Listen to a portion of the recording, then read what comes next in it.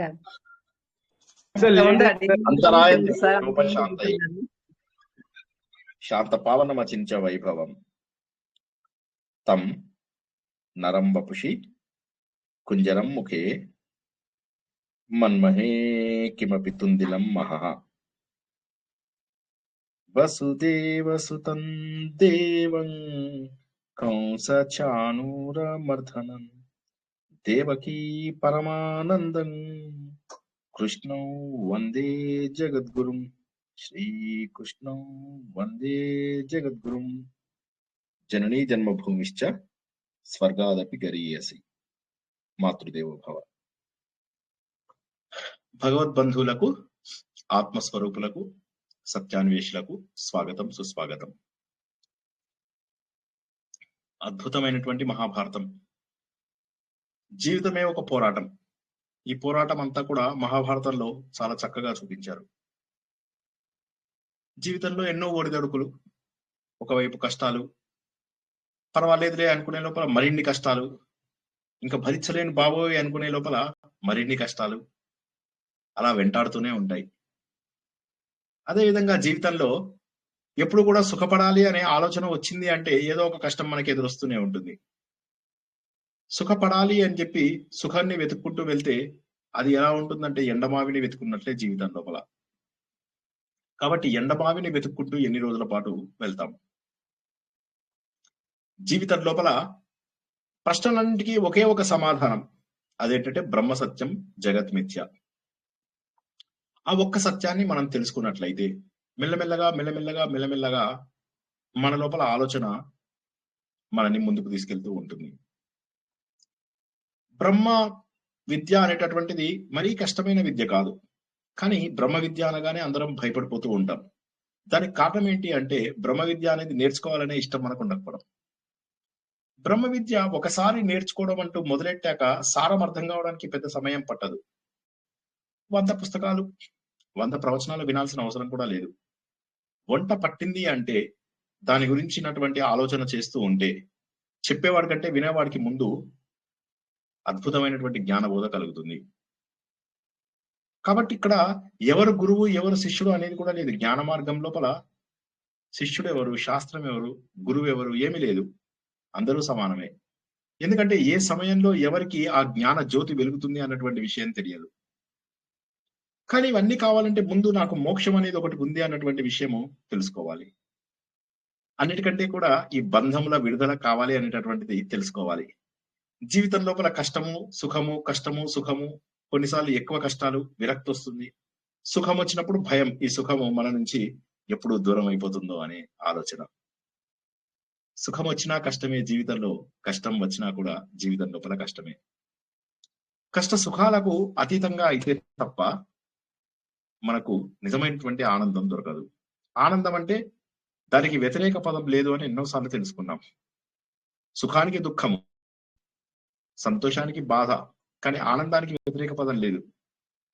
నా ఆనందం అనేటటువంటి పదం లేదు. ఆనందానికి ఏది పెట్టినా కూడా అది నందనమే అవుతుంది, మనని ఆనందమే ఇవ్వడానికి వీలవుతుంది. కాబట్టి ఆనందం రావాలి అంటే వీటన్నిటికీ కూడా మనము దాటి వెళ్ళాలి. త్రిగుణాలను దాటి ముందుకు వెళ్లాల్సినటువంటి అవసరం ఉంది. కష్ట సుఖానికి అతీతమైనటువంటి మనస్సు యొక్క స్థితిని మనము ప్రిపేర్ చేసుకోవాల్సినటువంటి అవసరం ఉంది. దీనికి కావాల్సినటువంటిది క్రమశిక్షణ. క్రమశిక్షణతో ఉన్నప్పుడు సరైనటువంటి ప్రశ్నల ద్వారా, సరైనటువంటి జవాబుల ద్వారా మనం జీవితం లోపల పరిణతి పొందే అవకాశం ఉంది. ఇదే విషయాన్ని మనము అరణ్య పర్వంలో చాలా రోజులుగా తెలుసుకుంటూ ఉన్నాము. అరణ్య పర్వం లోపల మహానుభావుడైనటువంటి ధర్మరాజు ఎన్ని కష్టాలు పడ్డాడు. ఇటు చూస్తే తను చేసిన తప్పుకి కృంగి కృషించిపోతున్నాడు. మరోవైపు భార్య, అన్నదమ్ముళ్ళు వాళ్ళను చూసినప్పుడల్లా మరింత బాధ. దీనికి తోడు భార్య మాటి మాటికి కూడా దెప్పడం. ఏం చేయగలడు ఆయన? తను చేసింది తప్పు అన్న విషయం తెలుసు. వీరందరినీ తలుచుకుంటుంటే ఆయనకు బాధగా కూడా అనిపిస్తూ ఉంటుంది. అయ్యో నా వల్లే వీళ్ళందరూ ఇలా ఉన్నారు కదా అన్న బాధ ఆయనని గుండెని కోసేస్తూ ఉంది. ఏం చేయలేనటువంటి పరిస్థితి, దుఃఖంలో ఉండిపోతున్నారు ఆయన. అయితే అదృష్టవశాత్తు ఏంటంటే ఈ సమయంలోనే గొప్ప విషయాలు తెలుసుకునేటటువంటి అవకాశం కలుగుతుంది ఆయనకి. అంతకుముందు ఉన్నప్పుడు జీవితంలో చాలా సుఖంగా ఉన్నాడు. ఆయనకి ఇవి తెలుసుకోవాల్సినటువంటి ఆవశ్యకత తెలియదు. ఇవి తెలియాలి అనేటటువంటి ఆలోచన కూడా తెలియదు ఆయనకి. ఎందుకంటే రాజ్యంలో ఉన్నాడు. అందరూ గౌరవిస్తున్నారు. తను ధర్మబద్ధంగా రాజ్యపాలన చేస్తున్నాడు. రాజ్యపాలన ఎలా చేయాలో తెలుసు కాబట్టి రాజ్యపాలన చేస్తున్నాడు. రాజసూయ యాగం చేశాడు. మయసభ కట్టించుకున్నారు. అద్భుతంగా ఉంది జీవితం. ప్రతి రాజు వచ్చి ధర్మరాజు యొక్క పాదాల మీద పడి ఆయన యొక్క ఆశీస్సులు తీసుకుంటున్నారు అందరూ. ఆయన కంటే పెద్దవాళ్ళు కూడాను. అంటే ఇక్కడ తెలిసేది ఏంటంటే ఈయన వయోవృద్ధుడు కాదు, జ్ఞానవృద్ధుడు, తెలివైన వాడు, మహోన్నతుడు. ప్రతి ఒక్కరికి తెలుసు ధర్మరాజు మామూలు వ్యక్తి కాదు, ఆ యమ ధర్మరాజే అన్నటువంటి విషయం తెలుసు అందరికీ. అటువంటి ధర్మరాజు ఇప్పుడు పెద్ద ధర్మ సంకటంలో ఇరుక్కున్నాడు. ఏమిటి నేను చేస్తున్నది కరెక్టా కాదా? ఇన్ని రోజుల పాటు రాజ్యంలో ఉన్నంత వరకు కూడా కష్టాలు తెలియలేదు. ఇవాళ మధ్యాహ్నం ఒక ప్రవచనం చేసుకున్నాం మనం అందరము తిరుప్పావై ప్రవచనంలో. ఎందుకు జీవితంలో అన్ని బానే ఉన్నాయి కదా, నాకు మోక్షం ఎందుకు, విడుదల ఎందుకు, ఇంకో జన్మ కూడా ఇలాగే ఉండి చక్కగా సంతోషంగా కూడు గూడు గుడ్డ రోటి కపడా మకానికి ఎటువంటి భేదము ఎటువంటి ఇబ్బంది కలగకుండా చూసుకో భగవంతుడా. ఇలాగే నేను ఆడుకుంటూ ఉంటాను, మాడ వీధుల లోపల డాన్స్ చేస్తాను, కర్రలు కొడుతూ ఉంటాను, కర్రలాట ఆడతాను, కోళ్ళాటం ఆడతాను, పిచ్చి పారాయణాలు కావాల్సినవి చేస్తాను, దేవుడి దర్శనం కోసం పరిగెత్తుకుంటూ లోపలికి వెళ్తాము. అన్ని దేవాలయాల్లో ఎన్ని వీలైతే అన్ని దేవాలయాల లోపల దీపాలు వెలిగిస్తాం. ఎక్కడ ఏ దేవుడి మీద పడితే ఆ దేవుడి మీద నీళ్లు పోసేస్తాం అభిషేకం రూపం లోపల. పుష్పాలన్నీ కూడా చక్కగా చెట్టుకుంటాయి, వాటన్నింటినీ కూడా తెంపి మరీ దేవుడికి సమర్పిస్తాం.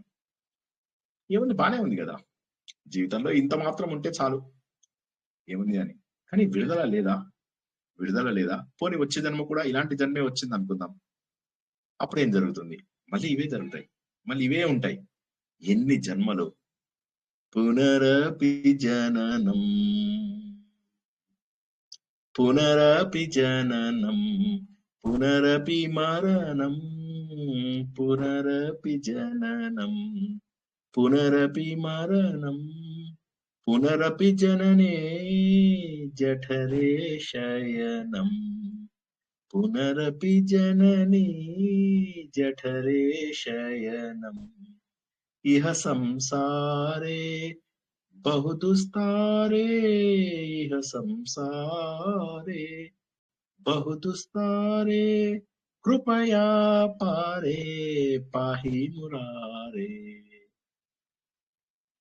ఎన్ని రోజులు ఇలాగా? మళ్ళీ తల్లి కడుపు లోపల పుడతాం, మళ్ళీ ఎన్నిసార్లు మరణిస్తాం. జన్మ కష్టమే, మృత్యువు కష్టమే. అలా అని చెప్పి ఇక్కడ ఉన్నది బాగుంటుందా? బాగుండదు. ఇక్కడ కూడా జర, ముసలితనము కష్టమే, వ్యాధులు కూడా కష్టమే. జీవితంలో ఏదైతే జన్మ, మృత్యు, జర, వ్యాధి అంటారో 4 కూడా కష్టమే. పుట్టడం మామూలు విషయం కాదు. తల్లి కడుపులో చిన్న గర్భ సంచిలో అలా ఉండి అత్యంత దారుణమైనటువంటి కష్టాలు పడుతూ ఎన్ని కష్టాలు అనుభవించాలో ఒకసారి చూసుకోండి. ఊపిరి పీల్చుకోలేం. నేను మీ అందరికి ఒకసారి చెప్పాను, నేను అమెరికాలో ఉన్నప్పుడు ఇక్కడ ఇండియా లోపల ఒక చిన్న పిల్లాడు బావిలో పడిపోయాడు. చిన్న బావిలో, అదేమంటారు దాన్ని, బోర్ బావిలో పడిపోయాడు అని చెప్పేసి ఒక కథ చదివాను. ఆ పిల్లవాడిని 2-3 రోజుల పాటు శ్రమపడి వీరు బతికించారు అని. ఆ సమయంలో ఒకటే ఆలోచించాను, ఆ చిన్న స్థలంలో ఆ పిల్లవాడు అలా ఎక్కుని కూర్చుని, తిండి అక్కడే, అన్ని పనులు అక్కడే, ఎంత గాలి వస్తుందో తెలియదు, గాలి రాదో తెలియదు. అదృష్టవశాత్తు లోపల వాళ్ళు ఆక్సిజన్ పెట్టారు, లేకపోతే ఏమైతుంది ఆ పిల్లవాడి పని? బతుకుతాడో తెలియదు, బతకడో తెలియదు. అటువంటి దారుణమైనటువంటి పరిస్థితి. ఆ పరిస్థితి మనందరికీ కూడా జీవితంలో వచ్చిందా లేదా ఒకసారి చూడండి. తల్లి కడుపులో ఉన్నప్పుడు ఇరుకుగా పడుకుని అత్యంత కష్టం, తల్లకిందులుగా పడుకుని, భగవంతుడా ఎందుకు ఇచ్చావు ఈ కష్టం? ఇలా తల్లి జఠరంలో నన్ను ఎందుకు పడుకోమంటున్నావు? ఇలాగ ఎన్ని రోజుల పాటు ఈ కష్టము? తల్లి ఒక్కొక్కసారి కారం ఫుడ్ తింటుంది, రాజసం. కొందరు ఉంటారు ఫ్రిడ్జ్ లో పెట్టుకుని 3 రోజుల తర్వాత తింటారు, తామసమైనటువంటి ఫుడ్. ఇవన్నీ కూడా పాప మా పిల్లవాడు స్వీకరించాల్సి వస్తుంది. భగవంతుడా ఎందుకు ఈ కష్టాలు? ఎన్నో ప్రశ్నలు. అసలు ఎందుకు ఇలా ఉంది జీవితం? ఇన్నాళ్ళు బానే ఉంది కదా. మా అమ్మగారు వాళ్ళది ఒక పెద్ద గ్రూప్ ఉండేది, పారాయణం గ్రూప్ ఉండేది. అందరూ హడావిడిగా పారాయణం. మా అమ్మకి అసలు ఒక్క నిమిషం టైం ఉండేది కాదు. జనాలందరూ వస్తుండే వాళ్ళు, అందరి దగ్గరికి తను వెళ్తుండేది. దబదబా పారాయణాలు, చీరలు కట్టుకోవడాలు, నగలు పెట్టుకోవడాలు, అందరితోటి గుంపులుగా వెళ్ళడాలు, అలా నగర సంకీర్తనలు, ఊర్లో పిచ్చి పిచ్చిగా తిరగడాలు ఇవన్నీ ఏవైతే ఉంటాయో ఊర్లు అనేక ఊర్లలో పారాయణం చేయడానికి వెళ్ళడాలు, సహస్ర గలాలు, కోటి గలాలు ఉండి ఉండి ఒక్క రోజుగా నాన్నగారు వెళ్ళిపోయారు. నాన్నగారు వెళ్ళిపోయిన తర్వాత వీళ్ళందరూ కూడా కొన్నాళ్ల పాటు అమ్మని రానీయలేదు ఆ గ్రూప్ లోకి. ఎందుకంటే అక్కడ పసుపులు, కుంకుమలు ఉంటాయి. రానీయలేదు. ఏడ్చేది అమ్మ. ఏమిటి ఈ బతుకు? నేనేం తప్పు చేశాను? ఒక్క క్షణంలోనే జీవితము అటు నుంచి ఇటు వచ్చేసిందా? అటువైపు ఉన్నాను, ఎంతో ఆనందంగా ఉన్నాను అనుకున్నాను. ఒక్క క్షణంలో జీవితం ఇలా మారిపోయిందా? నేనేం తప్పు చేశాను? ఎందుకిలా మారిపోయింది? ఆనందంగా ఉన్న రోజులే అలా జీవితమంతా కొనసాగితే బావుంటుంది గదా! ఎందుకు భగవంతుడు సంతోషంగా ఉన్నటువంటి రోజులని అలా ఉంచడు నాతో? నేనేం తప్పు చేశానని కాలనీ వాళ్ళందరూ కూడా నన్ను పసుపు పూజలకు, కుంకుమ పూజలకు వాటికి పిలవలేదు. హడావిడిగా ఈ పాటికి నేను బయటికెళ్ళిపోయేవాడిని. ఈ పాటికి సంకీర్తన ప్రారంభించేదాన్ని. దానికి తోడు అమ్మను చూడడానికి కూడా కొంతమంది భయపడేవాళ్ళు. చూస్తే మళ్ళా మా మొగుళ్ళు కూడా పోతారేమో! అత్యంత దారుణం. నేనన్నాను, "అమ్మ నువ్వు బొట్టు పెట్టుకో పర్వాలేదు" అంటే, "వద్దురా కాలనీలో అందరూ ఏమనుకుంటారు? చుట్టాలేమనుకుంటారు?" మా చుట్టాల్లో కూడా అమ్మని చూడ్డానికి పదో రోజో, 11 ఏదో ఉంటుంది గదా! ఆ రోజు. ఆ రోజు నాడు చూడ్డానికని చుట్టాలందరూ మామూలు రోజుల్లో రాని వాళ్ళందరూ కూడా ఆ రోజు విరగబడొచ్చేసారు. విరగబడి. ఒక్కసారి ఆలోచించండి ఎంత క్రూరులం మనం. ఎంత పాపాత్ములం ఒకసారి ఆలోచించండి. మా అమ్మకు అవన్నీ తీసేస్తే చూడ్డానికి జనాలొస్తారా? చూడాలా వాళ్ళు? ఏం చూడాలి? బొట్టు లేనటువంటి ఆ ముఖాన్ని చూడాలా? గాజులు లేనటువంటి ఆ చేతులను చూడాలా? మట్టెలు లేనటువంటి ఆ కాళ్ళను చూడాలా? దేనికోసము? ఏం తప్పు చేసింది? భగవంతుడు ఏమీ మాట్లాడలేదే. ఒక్క వేదంలోను గాని, పురాణంలోను గాని ఒక్క చోట కూడా నువ్వు బొట్టు తీయాలి అని చెప్పి చెప్పలేదే. సాటి ఆడవాళ్ళే కదా! వాళ్ళకి కూడా ఇంత క్రూరత్వం ఎందుకు? అమ్మ బాధపడుతుండేది. నేనేం తప్పు చేశాను? చూడ్డానికని చెప్పి ప్రత్యేకంగా ఒక రోజు పెట్టి, ఆ రోజు నాడు ఆవిడని చూస్తారా?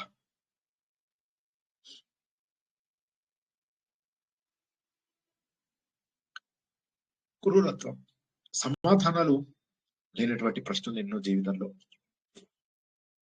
నేను చెబుతుండేవాడిని అమ్మకి, "అమ్మ ఇది కాదు" అని నా ఫేవరైట్ పాట పాడుతుండేవాడిని.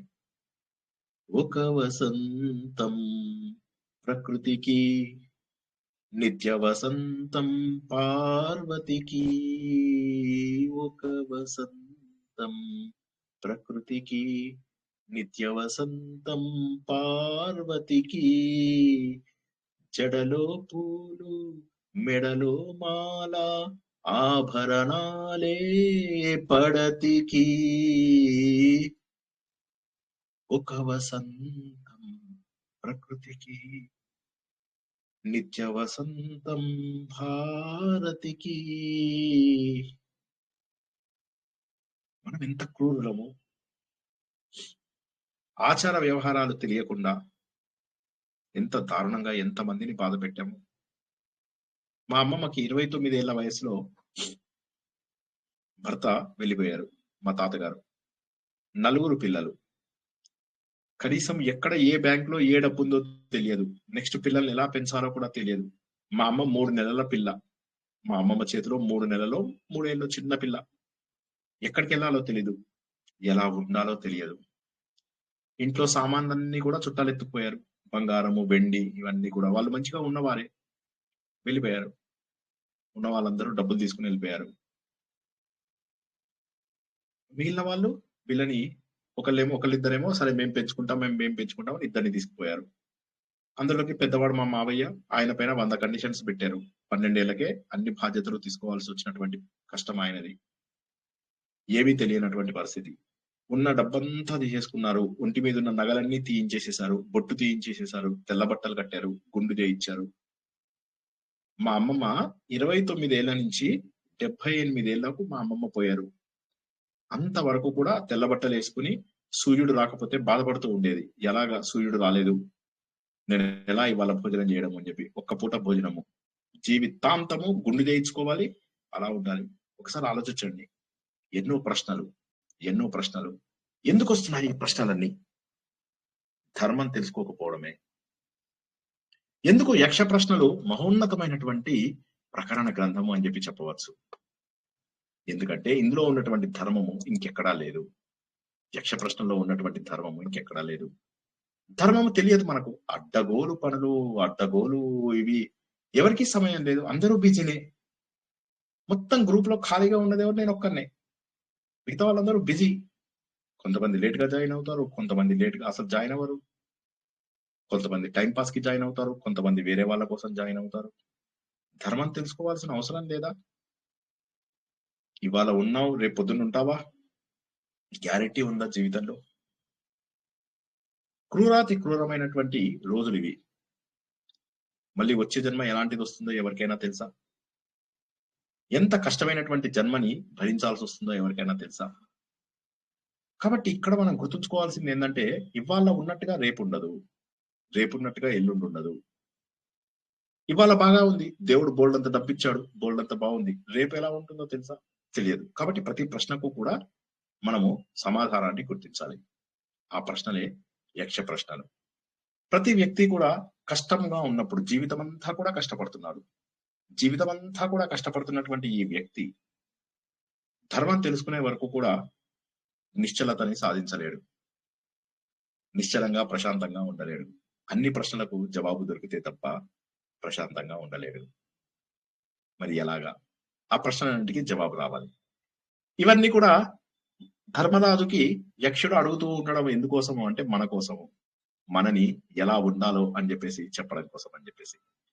నిజమైనటువంటి అసలు జ్ఞానము మనకు కావలసినటువంటిది ఏది అని చెప్పి చెప్పడం కోసము, మనను ధైర్యంగా ఉండండి అని చెప్పేసి చెప్పడం కోసం అని చెప్పేసి. యక్ష ప్రశ్నలు అద్భుతంగా ఉన్నాయి అన్న విషయాన్ని మనం తెలుసుకున్నాము. మొట్టమొదటి ప్రశ్న అడిగాడు ఏమని? సూర్యుడిని ఎవరు ఉదయింపజేస్తున్నారు, ఎవరు అస్తమింపజేస్తున్నారు? సూర్యుడు చుట్టూ తిరుగుతున్న దేవతలు ఎవరు? సూర్యుడు ఇల్లేది? సూర్యుడు ఎక్కడుంటాడు? దేనిలో ప్రతిష్ఠింపబడతాడు? చాలా అద్భుతమైన ప్రశ్న. 2 వారాల పాటు దాని ప్రశ్నకు జవాబులు తెలుసుకున్నాం మనం.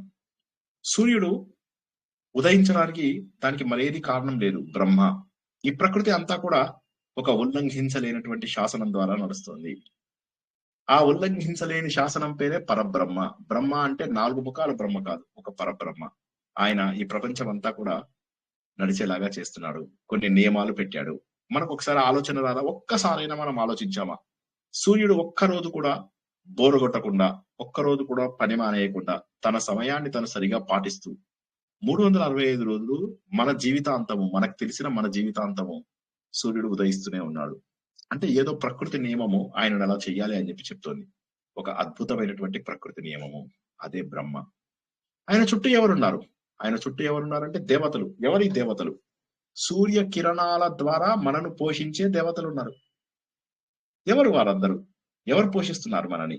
వర్ష రూపం లోపల మనకు వర్షం, సూర్యుడి యొక్క తాపమునకు సముద్రంలో ఉన్నటువంటి నీరు ఎండి అది మేఘములుగా మారి మళ్ళీ మనకు వర్షించి భూమిని సస్యశ్యామలంగా చేస్తుంది. వరుణదేవుడు, అగ్నిదేవుడు అందరూ కూడా సూర్యుడిలో ఉన్న వాళ్ళే. ఇక చెట్లన్నీ కూడా ఎలా పెరుగుతాయి? సూర్యుడిలో ఉన్నటువంటి శక్తిని తీసుకుని అవి ఆహారాన్ని తయారు చేసుకుంటాయి. కాబట్టి సూర్యుడే వాటికి మూలము. సూర్యుడి యొక్క ఎండ వాటన్నిటికీ కూడా శక్తిని కల్పిస్తోంది. మరి భూమి లోపల ఈ సారవంతమైనటువంటి తత్వము, ఇందులోపల ఉన్నటువంటి విత్తనమును వృక్షముగా చేయగలిగేటటువంటి తత్వము, ఒక చిన్న ఇంతే విత్తనం ఎంత పెద్ద మహావృక్షం అవుతుంది. ఈ విటమిన్స్ ఎక్కడి నుంచి వస్తున్నాయి? ఈ మినరల్స్ ఎక్కడి నుంచి వస్తున్నాయి? ఇవన్నీ ఎక్కడి నుంచి వస్తున్నాయి? ఈ ధాతువులు ఇవన్నీ ఎక్కడి నుంచి వస్తున్నాయి? అవన్నీ కూడా సూర్యుడి యొక్క శక్తి చంద్రుడిలోకి వెళ్ళి చంద్రుడు భూమిని చక్కటి సారవంతంగా పోషక పదార్థంగా తయారు చేస్తున్నాడు. సూర్యుడి శక్తి.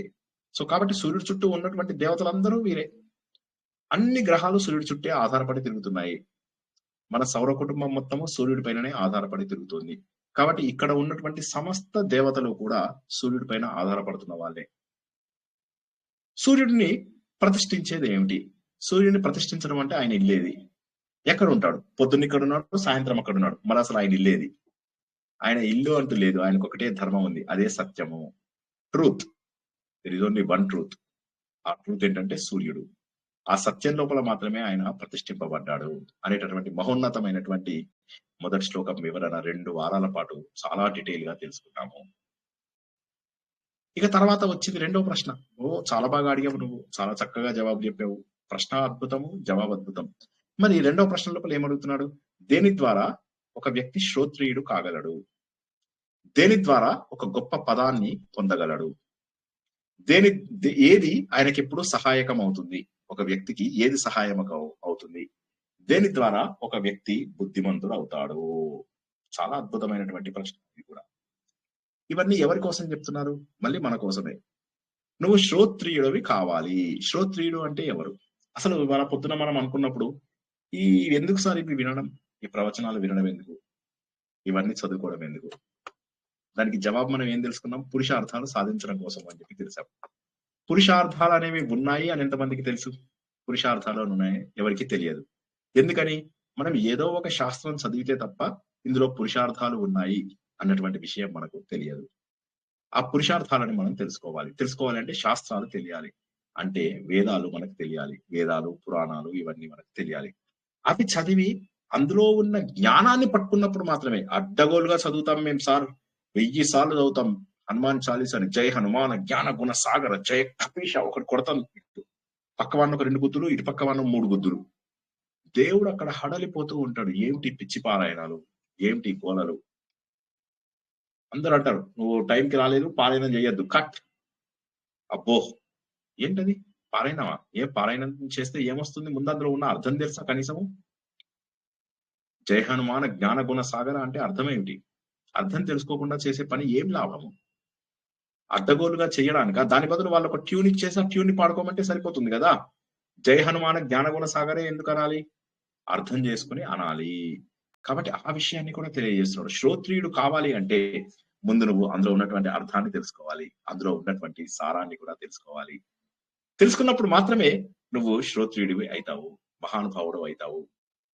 శృతి అంటే వినడం, శ్రోత్రియుడు అంటే విని మననం చేసుకుని ఇక్కడ గుర్తుకున్నవాడు అంటే ఏంటి అర్థం చెప్పుకుందాం. ఉదాహరణకి సత్యం వద ధర్మం చెర. ఎవరన్నా చెప్పండి, వద అంటే ఏంటండి?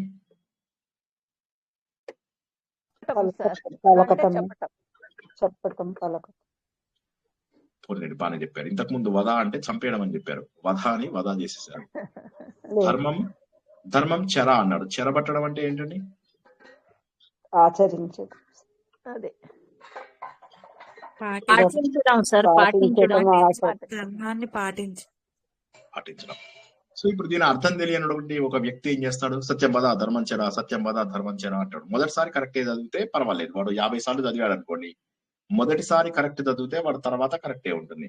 మొదటిసారో 2 సార్లు తప్పు చదివాడు అనుకోండి, సత్యం వద ధర్మం చెర, సత్యం వద ధర్మం చెర, సత్యం వద ధర్మం చెర అన్నాడు అనుకోండి, వాడు 100 సార్లు రిపీట్ చేస్తాడు, 100 సార్లు తప్పే చదువుతాడు.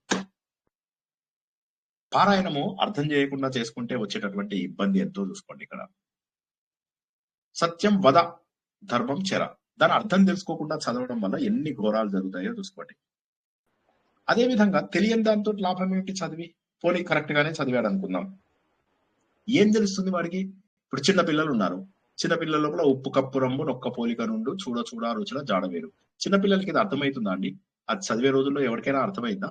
హలో, ఎవరికైనా అర్థమైందా అండి? దాని అసలు సారం ఎవరికైనా అర్థమైందా? బట్టి ఓడించినట్టు చిన్న 5వ తరగతి కంటే ఏం తెలుస్తుంది? 5th క్లాస్ లో వచ్చింది అది.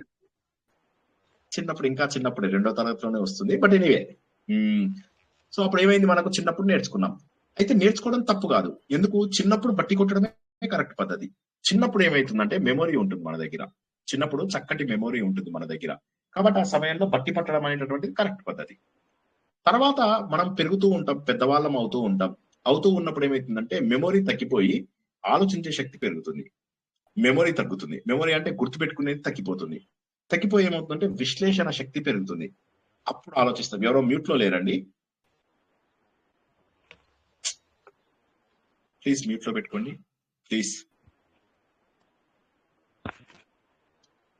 ప్లీజ్ మ్యూట్ లో పెట్టుకోండి.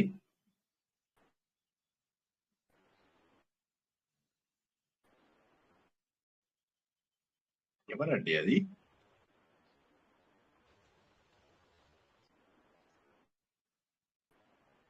ఎవరది? అని ఉందండి. ఘంటసాల రాజేశ్వరి రాజేశ్వరి అని వచ్చిందండి. ఘంటసాల రాజేశ్వరి. అవునవును, ఆవిడ మ్యూట్ చేశారు. సో ఇప్పుడు మనం గుర్తించాల్సినటువంటి విషయం ఏంటంటే, చిన్నప్పుడు బట్టి కొట్టాము, తర్వాత విశ్లేషించడానికి మనకు మనసు వికసిస్తుంది, ఆలోచించగలం, అప్పుడు ఆలోచిస్తాం. నిజమే కదా, ఉప్పు కర్పూరం ఒకే రకంగా ఉంటాయి, కాబట్టి రెండు ఒకటే అనడానికి వీలు లేదు. దీని ప్రాపర్టీస్ వేరు, దాని ప్రాపర్టీస్ వేరు, ఇది చేసే పనులు వేరు, అది చేసే పనులు వేరు. అదే విధంగా పురుషులందరూ ఒకే రకంగా కనిపిస్తారు, అంటే మనుషులంతా, పురుషులంటే మగవాళ్ళు కాదు, మనుషులంతా ఒక్కలాగే కనిపిస్తారు. కాకపోతే వీరందరి లోపల పుణ్య పురుషులు వేరుంటారు, మంచి వాళ్ళు వేరు, చెడ్డ వాళ్ళు వేరు. అందరూ పైకి కనిపించినట్టుగా ఉండరు, అందరూ పైకి కనిపించినట్టుగా ఉండరు. కొందరు మంచి వాళ్ళు ఉంటారు, కొందరు మంచి వాళ్ళు ఉండరు. దానికి కారణం ఏంటి? సో అది మన మీద చిన్నప్పటి నుంచి మెల్లమెల్లగా పెరుగుతూ అర్థం చేసుకుంటూ ఉంటాము. కాబట్టి చిన్నప్పుడు పారాయణాలు నేర్చుకుంటే మంచిది. హనుమాన్ చాలీసా గాని, విష్ణు సహస్రనామం గాని, లలిత సహస్రనామం గాని, ఇవన్నీ స్కూల్ డేస్ లో, కాలేజ్ డేస్ లోపల, పెళ్ళయ్యే లోపల నేర్చుకుంటే మంచిది. భగవద్గీత కూడా చిన్నప్పుడు చదివితే ఏం అర్థం కాదు. సో అది పెద్దయ్యాక నేర్చుకుందాము అంటే 3 ఏళ్ళు పడుతుంది. 2 ఏళ్ళు. మళ్ళీ ఎవరో మ్యూట్ లో నుంచి బయటకు వస్తున్నారండి, ఎందుకో నాకు అర్థం కాదు.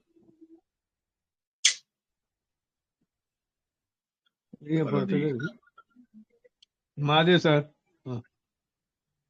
అది మీట్ అవుతలేదు.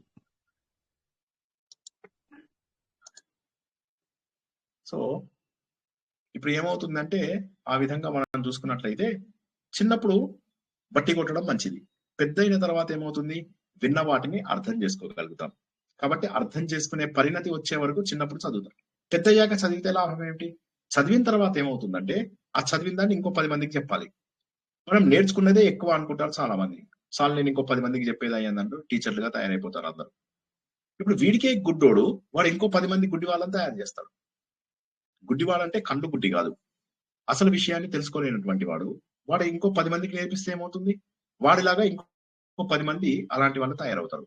గురువు గారు అంటారు, గురు దక్షిణ అంటారు, డబ్బులు పెడతారు. వీడు 100 రూపాయలే పెట్టండి చాలు అంటాడు. వాళ్ళ దగ్గర 5,000 మంది స్టూడెంట్స్ ఉంటారు, 100 రూపాయలు అంటే 5 లక్షలు. మీరు ఆ మాత్రం డబ్బులు ఇచ్చుకోలేరా? మీరు చూస్తూ ఉంటారు ఎన్నో గ్రూపులలో, మీరు చూడట్లేదా? ఇది ఆలోచించండి ఒకసారి. సో కాబట్టి ఏమవుతుందంటే, ఇదంతా కూడా దాంట్లో ఉన్న సారాన్ని గుర్తు చేసుకోకపోవడం వల్ల, మనం నేర్చుకుంటున్న దాని సారాన్ని గుర్తు చేసుకోకపోవడం వల్ల అడ్డంగా బట్టి కొట్టడం ఏ లాభమో ఇవ్వదు. గుర్తుంచుకోండి, అది వేదమైనా సరే, పురాణమైనా సరే, ఇంకేదైనా సరే అర్థం చేసుకోవడంలోనే. ఎందుకంటే మనకు అంత కష్టపడి మనకు భగవంతుడు అందించినప్పుడు అర్థం చేసుకోమని కదా, అర్థం చేసుకోం. కాబట్టి శ్రోత్రియుడు అవ్వాలి అంటే మనం ముందు విని, తర్వాత దాన్ని మననం చేసుకుని, తర్వాత దాన్ని అర్థం చేసుకోవాలి. ఒక వ్యక్తి దేని వల్ల మహత్ పదాన్ని పొందగలడు? రెండవ ప్రశ్న. అందులోపల రెండవ ప్రశ్నలో రెండవ ప్రశ్న, మహత్ పదము అంటే గొప్ప స్టేట్, గొప్పతనాన్ని దేని ద్వారా పొందగలడు అంటే, ఈయన చెప్తున్నాను, ఇంకా there is no other way, తపస్సు మాత్రమే. తపస్సు అంటే ఏంటంటే, ముక్కు మూసుకుని కూర్చుని చేసేటటువంటిది తపస్స కాదు. మానసిక తపస్సు, వాచక తపస్సు, కర్మలో చేసేటటువంటి తపస్సు. త్రికరణాలు అంటారు, మనోవాక్కాయాలు అంటారు, మనస్సు, వాక్కు, కాయము. ఈ మూడింటి ద్వారా కూడా మనం సరైనటువంటి పనులు చేస్తే అదే తపస్సు.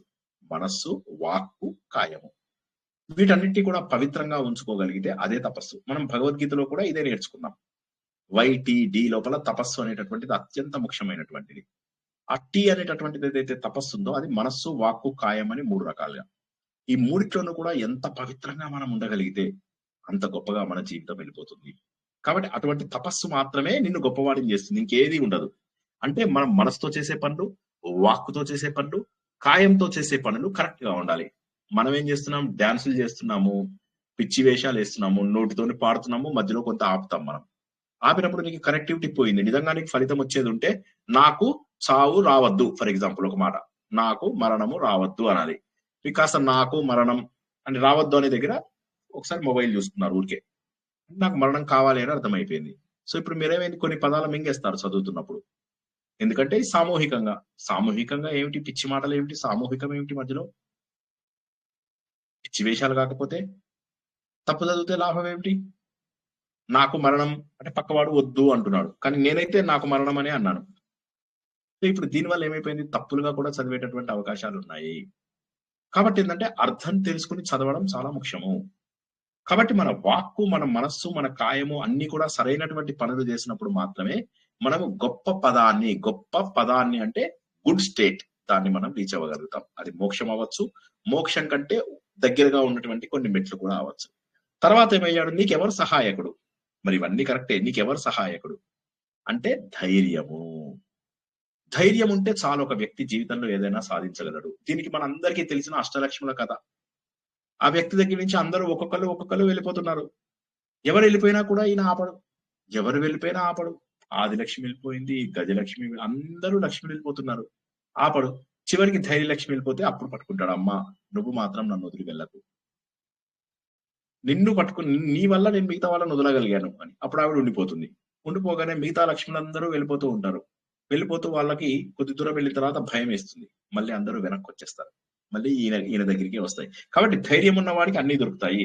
కాబట్టి నీ దగ్గర ధైర్యం ఉంటే అదే గొప్ప మిత్రుడు, ఇంకా మరేది కూడా కాదు. కాబట్టి మనం ధైర్యంగా ఉండాలి. చూడండి, ధర్మరాజు చెప్పిన మాటలు కథలుగా అల్లుకోవచ్చు. దేనితో ఒక వ్యక్తి బుద్ధిమంతుడు అవుతాడు? రెండవ ప్రశ్న లోపల చివరి ప్రశ్న, ఉప ప్రశ్న అనుకుందాం మనం. రెండవ పెద్ద ప్రశ్నలో చిన్న ఉప ప్రశ్న ఏంటిది? ఒక వ్యక్తి ఎలా బుద్ధిమంతుడు అవుతాడు? బుద్ధిమంతుడు అంటే ఏంటి? అన్ని విషయాలు తెలిసినటువంటి వాడు, వినయంగా ఉండేవాడు, స్వాధ్యాయం చేసేవాడు, ధర్మాన్ని ఆచరించేవాడు, గౌరవంగా ఉండేవాడు. ఇవన్నీ ఎక్కడి నుంచి వస్తాయి? ఇవన్నీ రావాలి ఒక వ్యక్తి లోపల అంటే ఆ వ్యక్తి డౌన్ టు ఎర్త్ పర్సన్ అయి ఉండాలి. అంటే ఆ వ్యక్తి వృద్ధులకు సేవ చేసేవాడు అవ్వాలి. ఇక్కడ ఇది ఎందుకు బుద్ధిమంతుడు కావాలి అంటే బాగా ఆలోచించేవాడు అని చెప్పినా కూడా సరిపోతుంది. కానీ ఏమంటున్నాడు, వృద్ధులకే సేవ చేయాలి అంటున్నాడు. వేరే వాళ్ళకి సేవ చేయొద్దు అని కాదు ఇక్కడ మీనింగ్. వృద్ధులకు సేవ చేయడం ద్వారా బుద్ధిమంతుడు అవుతాడు. ఎందుకు? పెద్దవాళ్ళ దగ్గరికి వెళ్ళినప్పుడు మనం కాస్త జాగ్రత్తగా ఉంటాం, వినయ విధేయతలు, వాళ్ళ వయసుకు విలువ ఇస్తాం, వాళ్ళ తెలివికి విలువ ఇస్తాం, వాళ్ళ ఎక్స్పీరియన్సెస్ కి విలువ ఇస్తాం, వాళ్ళ ఆలోచనలకు విలువ ఇస్తాం, వాళ్ళు ఇచ్చే సలహాలకు విలువ ఇస్తాం. వారి దగ్గర ఉన్నప్పుడు మన జీవితంలో ఏం చెయ్యాలి, ఏం చెయ్యకూడదు అనేటటువంటివి నేర్చుకుంటాం. ఇలా చేయడం వల్ల ఏమవుతుంది అంటే మనము బుద్ధిమంతులం అవడానికి అవకాశం ఉంది.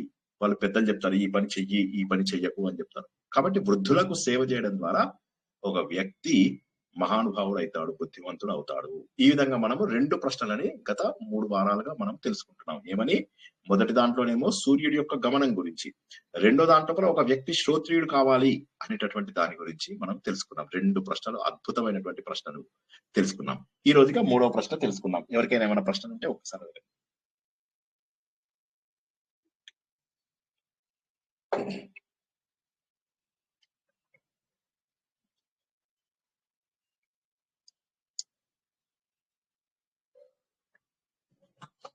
ఎవరికి ఏం ప్రశ్నలు లేవా? వండర్ఫుల్. ఇప్పుడు 3వ ప్రశ్నలోకి వద్దాం. 3వ ప్రశ్న చాలా చాలా చాలా చాలా అద్భుతమైనది. ఈ మొదటి 2 ప్రశ్నల కంటే కూడా 3వ ప్రశ్న చాలా గొప్పది. ఇందులో కూడా మళ్ళీ 4 భాగాలు ఉన్నాయి.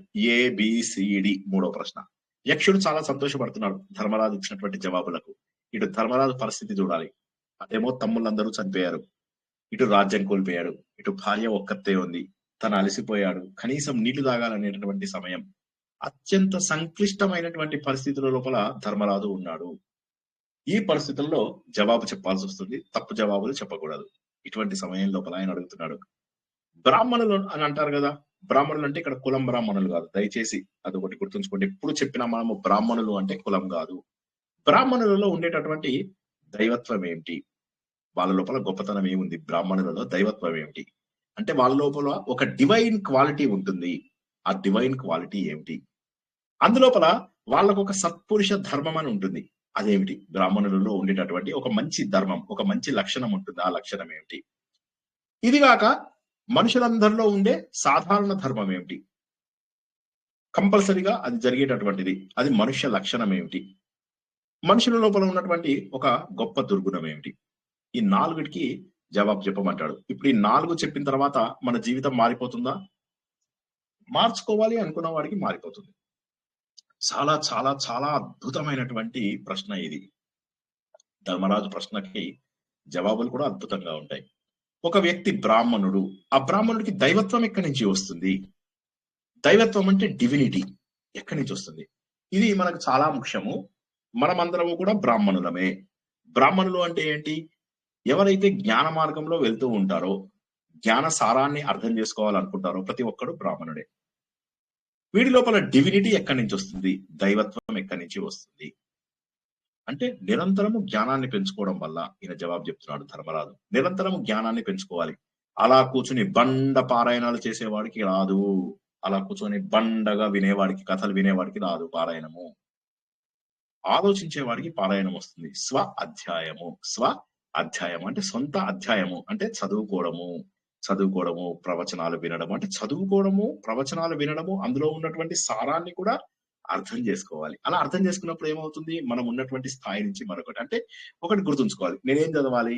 ఓకే, నేను ఏ మతంలో పుట్టాను? హిందూ ధర్మంలో పుట్టాను. కాబట్టి నేను చదవాల్సినటువంటివి వేదాలు. ఏమున్నాయి వేదాలు? వేదాల లోపల ఏమేమి ఉన్నాయి, దాంట్లో అసలు అర్థం ఏంటి, చేయవలసినటువంటి పనులేంటి, ధర్మం గురించి ఏమని చెప్పారు, నేను ఎలా ఉంటే బాగుంటుంది జీవితంలో, నా మనస్సు చెప్పినట్టుగా నేను వెళ్ళాలా, లేకపోతే వేదంలో ఉన్నట్టుగా చెప్పినట్టు వెళ్ళాలా? భగవద్గీత కావచ్చు, కొన్ని వేదం కాదు అంటే తర్వాత స్థాయికి వెళ్తే ఉపనిషత్తులు, భగవద్గీత, ఇటువంటి వాటిని క్రమం తప్పకుండా చదువుకోవడం. అంటే రెగ్యులర్ గా చదవడం. చదివి ఆ జ్ఞానాన్ని మనము ఎప్పటికప్పుడు రిపీట్ చేసుకోవడమే అధ్యాయము. మన సొంత చాప్టర్ ని తయారు చేసుకోవడము, మన సొంత జీవితాన్ని మలుచుకోవడము. నిరంతరము చదువుకోవడం అనేటటువంటిది ఏదైతే ఉంటుందో అది బ్రాహ్మణుడు అంటే విద్య నేర్చుకునే వారిలో గొప్ప లక్షణం. సో దీనివల్ల ఏమవుతుందంటే బుద్ధి షార్ప్ గా అవుతుంది. చాలా మంది నాకు ఫోన్ చేసి చెప్తారు, సార్ మాది మట్టి బుర్ర సార్. మట్టి బుర్ర, దానికి కారణం ఏంటంటే మనం మనుషుల మీద చాడీలు చెప్తాము, మనుషులకు ఎగెనిస్ట్ గా ఏవేవో మాట్లాడుకుంటాము, మనుషులను ద్వేషిస్తాము. వీటన్నిటి వల్ల ఏమవుతుందంటే బుద్ధి పట్టిపారిపోతుంది. సానబెట్టాలి, దానికి చక్కగా సానబెట్టాలి. అయితే ఎవరైతే రెగ్యులర్ గా చదువుకుంటూ ఉంటారో, రెగ్యులర్ గా అధ్యయనం చేస్తూ ఉంటారో వారికి బుద్ధి చాలా షార్ప్ గా అవుతుంది. అయిపోవడం వల్ల ఏమవుతుంది, మలినాలన్నీ తొలగిపోతాయి. వాడికి అనవసరమైన పనులకు టైం ఉండదు. ఇప్పుడు మనకి ఏమైతుందంటే రోజు మొత్తంలో 24 గంటలు ఉన్నాయి. 8 గంటలు పడుకున్నాము, 2-3 గంటలు అన్నం తిన్నాము, మిగతా పనులు చేసుకున్నాము అంటే ఇంకా రోజుకు 12 గంటలు మిగిలిపోయింది. ఏం చేయాలి 12 గంటలు ఖాళీగా ఉంటే? వీడినేదో అంటాం, వాడినేదో అంటాం, వాడింట్లో ఏం జరిగిందో, వీడింట్లో ఏం జరిగిందో. దేవుడా ఏదన్నా ఫంక్షన్ వస్తే బాగుండు, బోరు కొట్టేస్తుంది ఇల్లు, ఎవరింట్లో అయినా ఫంక్షన్ ఉంటే బాగుండు, ఫంక్షన్ మంచిగా చీరలు కట్టుకొని అవి ఇవి పెట్టుకొని వెళ్తాము. మగవాళ్ళు ఏమో మంచిగా తాగే పార్టీలు ఉంటే బాగుండు, మంచిగా తాగుతూ మాట్లాడుకోవచ్చు అని వాళ్ళు. ఇలా అందరూ నీచంగా అయిపోతున్నారు. ఒకరేమో వ్యసనాలకు బానిసలు అవుతున్నారు, మరొకరేమో అబద్ధపు పనులకు, చెయ్యకూడనటువంటి పనులకు బానిసలు అయిపోతున్నారు. ఎందుకంటే సమయం ఉండిపోతుంది, బోల్డ్ అంత సమయం, ఏం చేయాలో తెలియట్లేదు. ఆ తర్వాత దీనికి నేను ఇంకో ఉదాహరణ చెప్పాలి. చాలా మంది మగవాళ్ళని రిటైర్ అవ్వాలంటే వాళ్ళు ఇష్టపడరు. జీవితం కష్టంగా ఉన్నా సరే రిటైర్ అవ్వరు. అంటే బోర్ కొడుతుంది ఆఫీసు అయినా కూడా రిటైర్ అవ్వరు. అడిగాను నేను, ఎందుకు రిటైర్ అవ్వరు అని చెప్పేసి. నా మిత్రుల్లోనే కొంతమందిని అడిగాను. అప్పుడు వాళ్ళు ఏం జవాబు చెప్పారంటే, రిటైర్ అయ్యి ఏం చేయాలి? మీ జీవితంలో ఇటువంటి సమస్య, మీరు ఇలాంటి పరిస్థితి ఎదురుగాలేదండి ఎవరైనా జవాబు చెప్పండి. మీకు తెలిసిన వాళ్ళలో ఎవరైనా నేను రిటైర్ అవ్వయ్యా? మాకు తెలిసిన అంకుల్ ఉన్నారు, ఆయన రిటైర్మెంట్ అయిపోయింది. అయినా సరే జాబ్ ఎందుకు అంకుల్ అంటే, ఈ ఫైనాన్స్ దాంట్లో ఏదో చేస్తారు సార్, ఇంట్లో ఉండి ఖాళీగా ఉండి ఏం చేయాలమ్మా, ఇంకో 10 years చేసుకుంటున్నామో 35 అన్నట్టుగా ఇప్పటికీ ఆఫీస్కి వెళ్తారు సార్. రిటైర్మెంట్ అయిపోయిన తర్వాత కూడా పర్మిషన్ ఏదో తీసుకున్నట్టున్నారు కంపెనీలో, మరి ఇచ్చినట్టున్నారు, రోజు వెళ్తారు ఆయన. కరెక్ట్. ఇటువంటి వాళ్ళని మనం చాలా మందిని చూస్తాము. దానికి కారణం ఏంటంటే వాళ్ళకి ఏం చెయ్యాలి అనేటటువంటిది వాళ్ళకు తోచదు. ఏదైనా బోర్ కొడుతుంది, వాళ్ళకి ఏం చేస్తారు? వాళ్ళకి బోర్ కొడుతూ ఉంటుంది. నేను ఇదే చెప్పాను ఇందాక, మీరు మళ్ళీ ఒకసారి గుర్తించండి. ఇప్పుడు దీని ప్రశ్న ఎవరైనా జవాబు రాసుకుంటే బెటర్ ఏమో అని నా ఉద్దేశం. ఏమంటున్నాడు? అధ్యయనం చేస్తూ మన బుద్ధిని చురుగ్గా ఉంటూ, అధ్యయనం అంటే చదువుకోవడము, వినడము, వీటి ద్వారా మన బుద్ధిని చురుకుగా ఉంచుతూ మనం ఏం చేయాలి? జ్ఞానవంతులం అవుతాము. మనలో ఉన్నటువంటి దైవత్వం బయటికి వస్తుంది, డివినిటీ బయటికి వస్తుంది, ఏది తప్పు ఏది ఒప్పు తెలుస్తుంది, విశ్లేషణ శక్తి చాలా బాగా పెరుగుతుంది. ఈ పరిస్థితులలో జనాలు ఏం చేశారు ఇవన్నీ కూడా తెలుసుకుంటాము. కాబట్టి దానికి ఎవరికి టైం లేదు. ఇప్పుడు జనాలందరికీ కూడా మీరు ఆలోచిస్తే వాళ్ళకి ఏదో లాభం ఉంటుంది అంటే జనాలు వస్తారు, కానీ వాళ్ళకి లాభం లేనటువంటి ఏ పని చెయ్యరు జనాలు. ఏముంది ఇక్కడ, నేను ఏముంది, ఒకటి ఇల్లు కొంటాడు, రావయ్యా ఏదైనా ఇల్లు కొందాం దా అంటే వెళ్తాడు, వాడు కారు కొందాం రా అంటే వెళ్తాడు. 60 ఏళ్ళకి 70 ఏళ్ళకి కూడా జనాలు కార్లు బంగ్లాలు కొనుక్కుంటారు. ఏం చెప్తాం వీళ్ళని? వాళ్ళకి అదే లైఫ్. మా అపార్ట్మెంట్ లోపల పెద్దవాళ్ళు ఉన్నారు చాలా మంది, 60 ఏళ్ళు దాటిన వాళ్ళందరూ కూర్చుంటారు, వాడు ఇట్లాంటోడు వీడు అట్లాంటోడు అని చెప్పుకుంటూ ఉంటారు. సో ఏమవుతుందంటే అధ్యయనం చేయకపోతే ఆత్మ విచారణ చేసేటటువంటి అవకాశం లేదు. దయచేసి అందరూ ఇది మళ్ళొకసారి వింటుండండి. ఎంతో కష్టపడి సేకరించిన పాయింట్ చెప్తున్నాను మీకు. అధ్యయనం చేయకపోతే మీకేమవుతుంది? ఆత్మ విచారణ చేసేటటువంటి అవకాశం ఉండదు. కూర్చొని ఎందుకు నేను నా ప్రవర్తన నేను చేస్తున్నది కరెక్టా కాదా నన్ను నేను గమనించుకోవచ్చు. నేనేం చేస్తున్నాను, అసలు తప్పు చేస్తున్నానా, ఒప్పు చేస్తున్నానా, నేను మాట్లాడిన మాటలో ఎంత సత్యం ఉంది. ఇవాళ వీళ్ళ గురించి ఈ మాట మాట్లాడాను, నిన్న వాళ్ళ గురించి ఆ మాట మాట్లాడాను. ఇవాళ మాట్లాడిన మాటకు నేను రేపు వ్యతిరేకంగా మాట్లాడానా లేదా, నన్ను నేనే ఖండించుకున్నాను అంటే నేను సత్యాన్ని పలకడం లేదు, నేను తప్పు మాటలు మాట్లాడుతున్నాను, నేను అబద్ధపు పనులు చేస్తున్నాను, సరైన జీవితాన్ని గడపడం లేదు. ఆలోచించిన వాడికి ఏముంది, ఎంత నోటికొస్తే అంత అంత మాట్లాడుతుంటారు. కోపము అది కూడా కాదు. వాడు ఏమంటాడు, సినిమా బాగుందా, మస్తుంది అంటాడు. ఇంకోటి కనిపిస్తే ఏముంది, సినిమా బాగాలేదంటాడు, అస్సలు బాగాలేదంటాడు. వాడు ఇక్కడ ఇదంటాడు, అక్కడ అదంటాడు. ఒకే వ్యక్తి ఈ 2 మాటలు అంటాడు. ఆలోచన లేదు, ఆత్మ విచారం లేదు. అందుకే చాలా మంది ఏం చెప్తారంటే, మనకు ప్రతిరోజు రాత్రి పడుకునేటప్పుడు ఈ రోజు నేను ఏం చేశాను, ఏం తప్పులు చేశాను ఒకసారి లిస్ట్ రాసి పెట్టుకోండి. కొన్ని రోజులకు అవి మనం చెయ్యము. ఎప్పుడైతే తప్పులు రాసి పెట్టుకుంటామో అప్పుడు మనకి ఏమవుతుందంటే ఆ తప్పులు ఇంకొకసారి చేయకుండా ఉండేటటువంటి అవకాశం ఉంది. కాబట్టి ఎప్పటికీ కూడా మన లోపల ఉన్నటువంటి దైవత్వం అంటే ఏమిటి, మళ్ళీ ఒకసారి చెప్తున్నా, అందరూ ప్లీజ్ కొద్దిగా గట్టిగా పట్టుకోండి. దైవత్వం అంటే మనలో దేవుడు ఉన్నాడు. ఈ మాట నమ్మని వాళ్ళు ఎవరైనా ఉన్నారండి? మన లోపల దేవుడు ఉన్నాడు అని నమ్మని వాళ్ళు.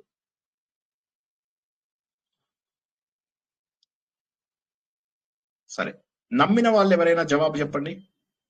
నమ్మిన వాళ్ళు ఎవరైనా మాలో దేవుడు ఉన్నాడు అంటే ఎందుకున్నాడు అనేది చెప్పగలరా ఎవరైనా?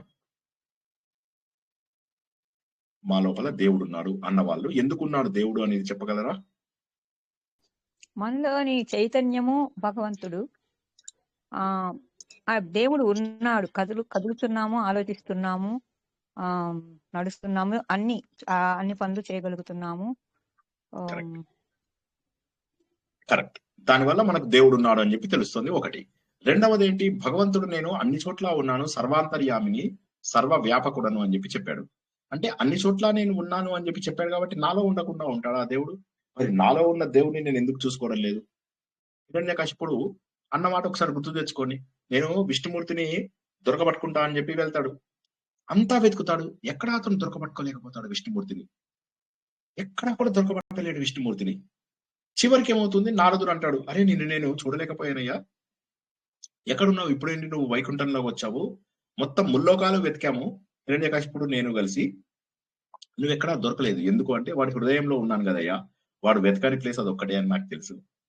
వాడు వెతకడు, ఆ ప్లేస్ లో మాత్రం వాడు వెతకడు, అందుకని వాడి హృదయంలో ఉన్నా నేను అంటాడు. చూసారా? సో దీన్ని బట్టి ఏమవుతుంది అంటే మనలో ఉన్నటువంటి దైవత్వాన్ని మనము గుర్తించలేకపోతున్నాము, మనలో ఉన్నటువంటి దేవుణ్ణి మనము గుర్తించలేకపోతున్నాము.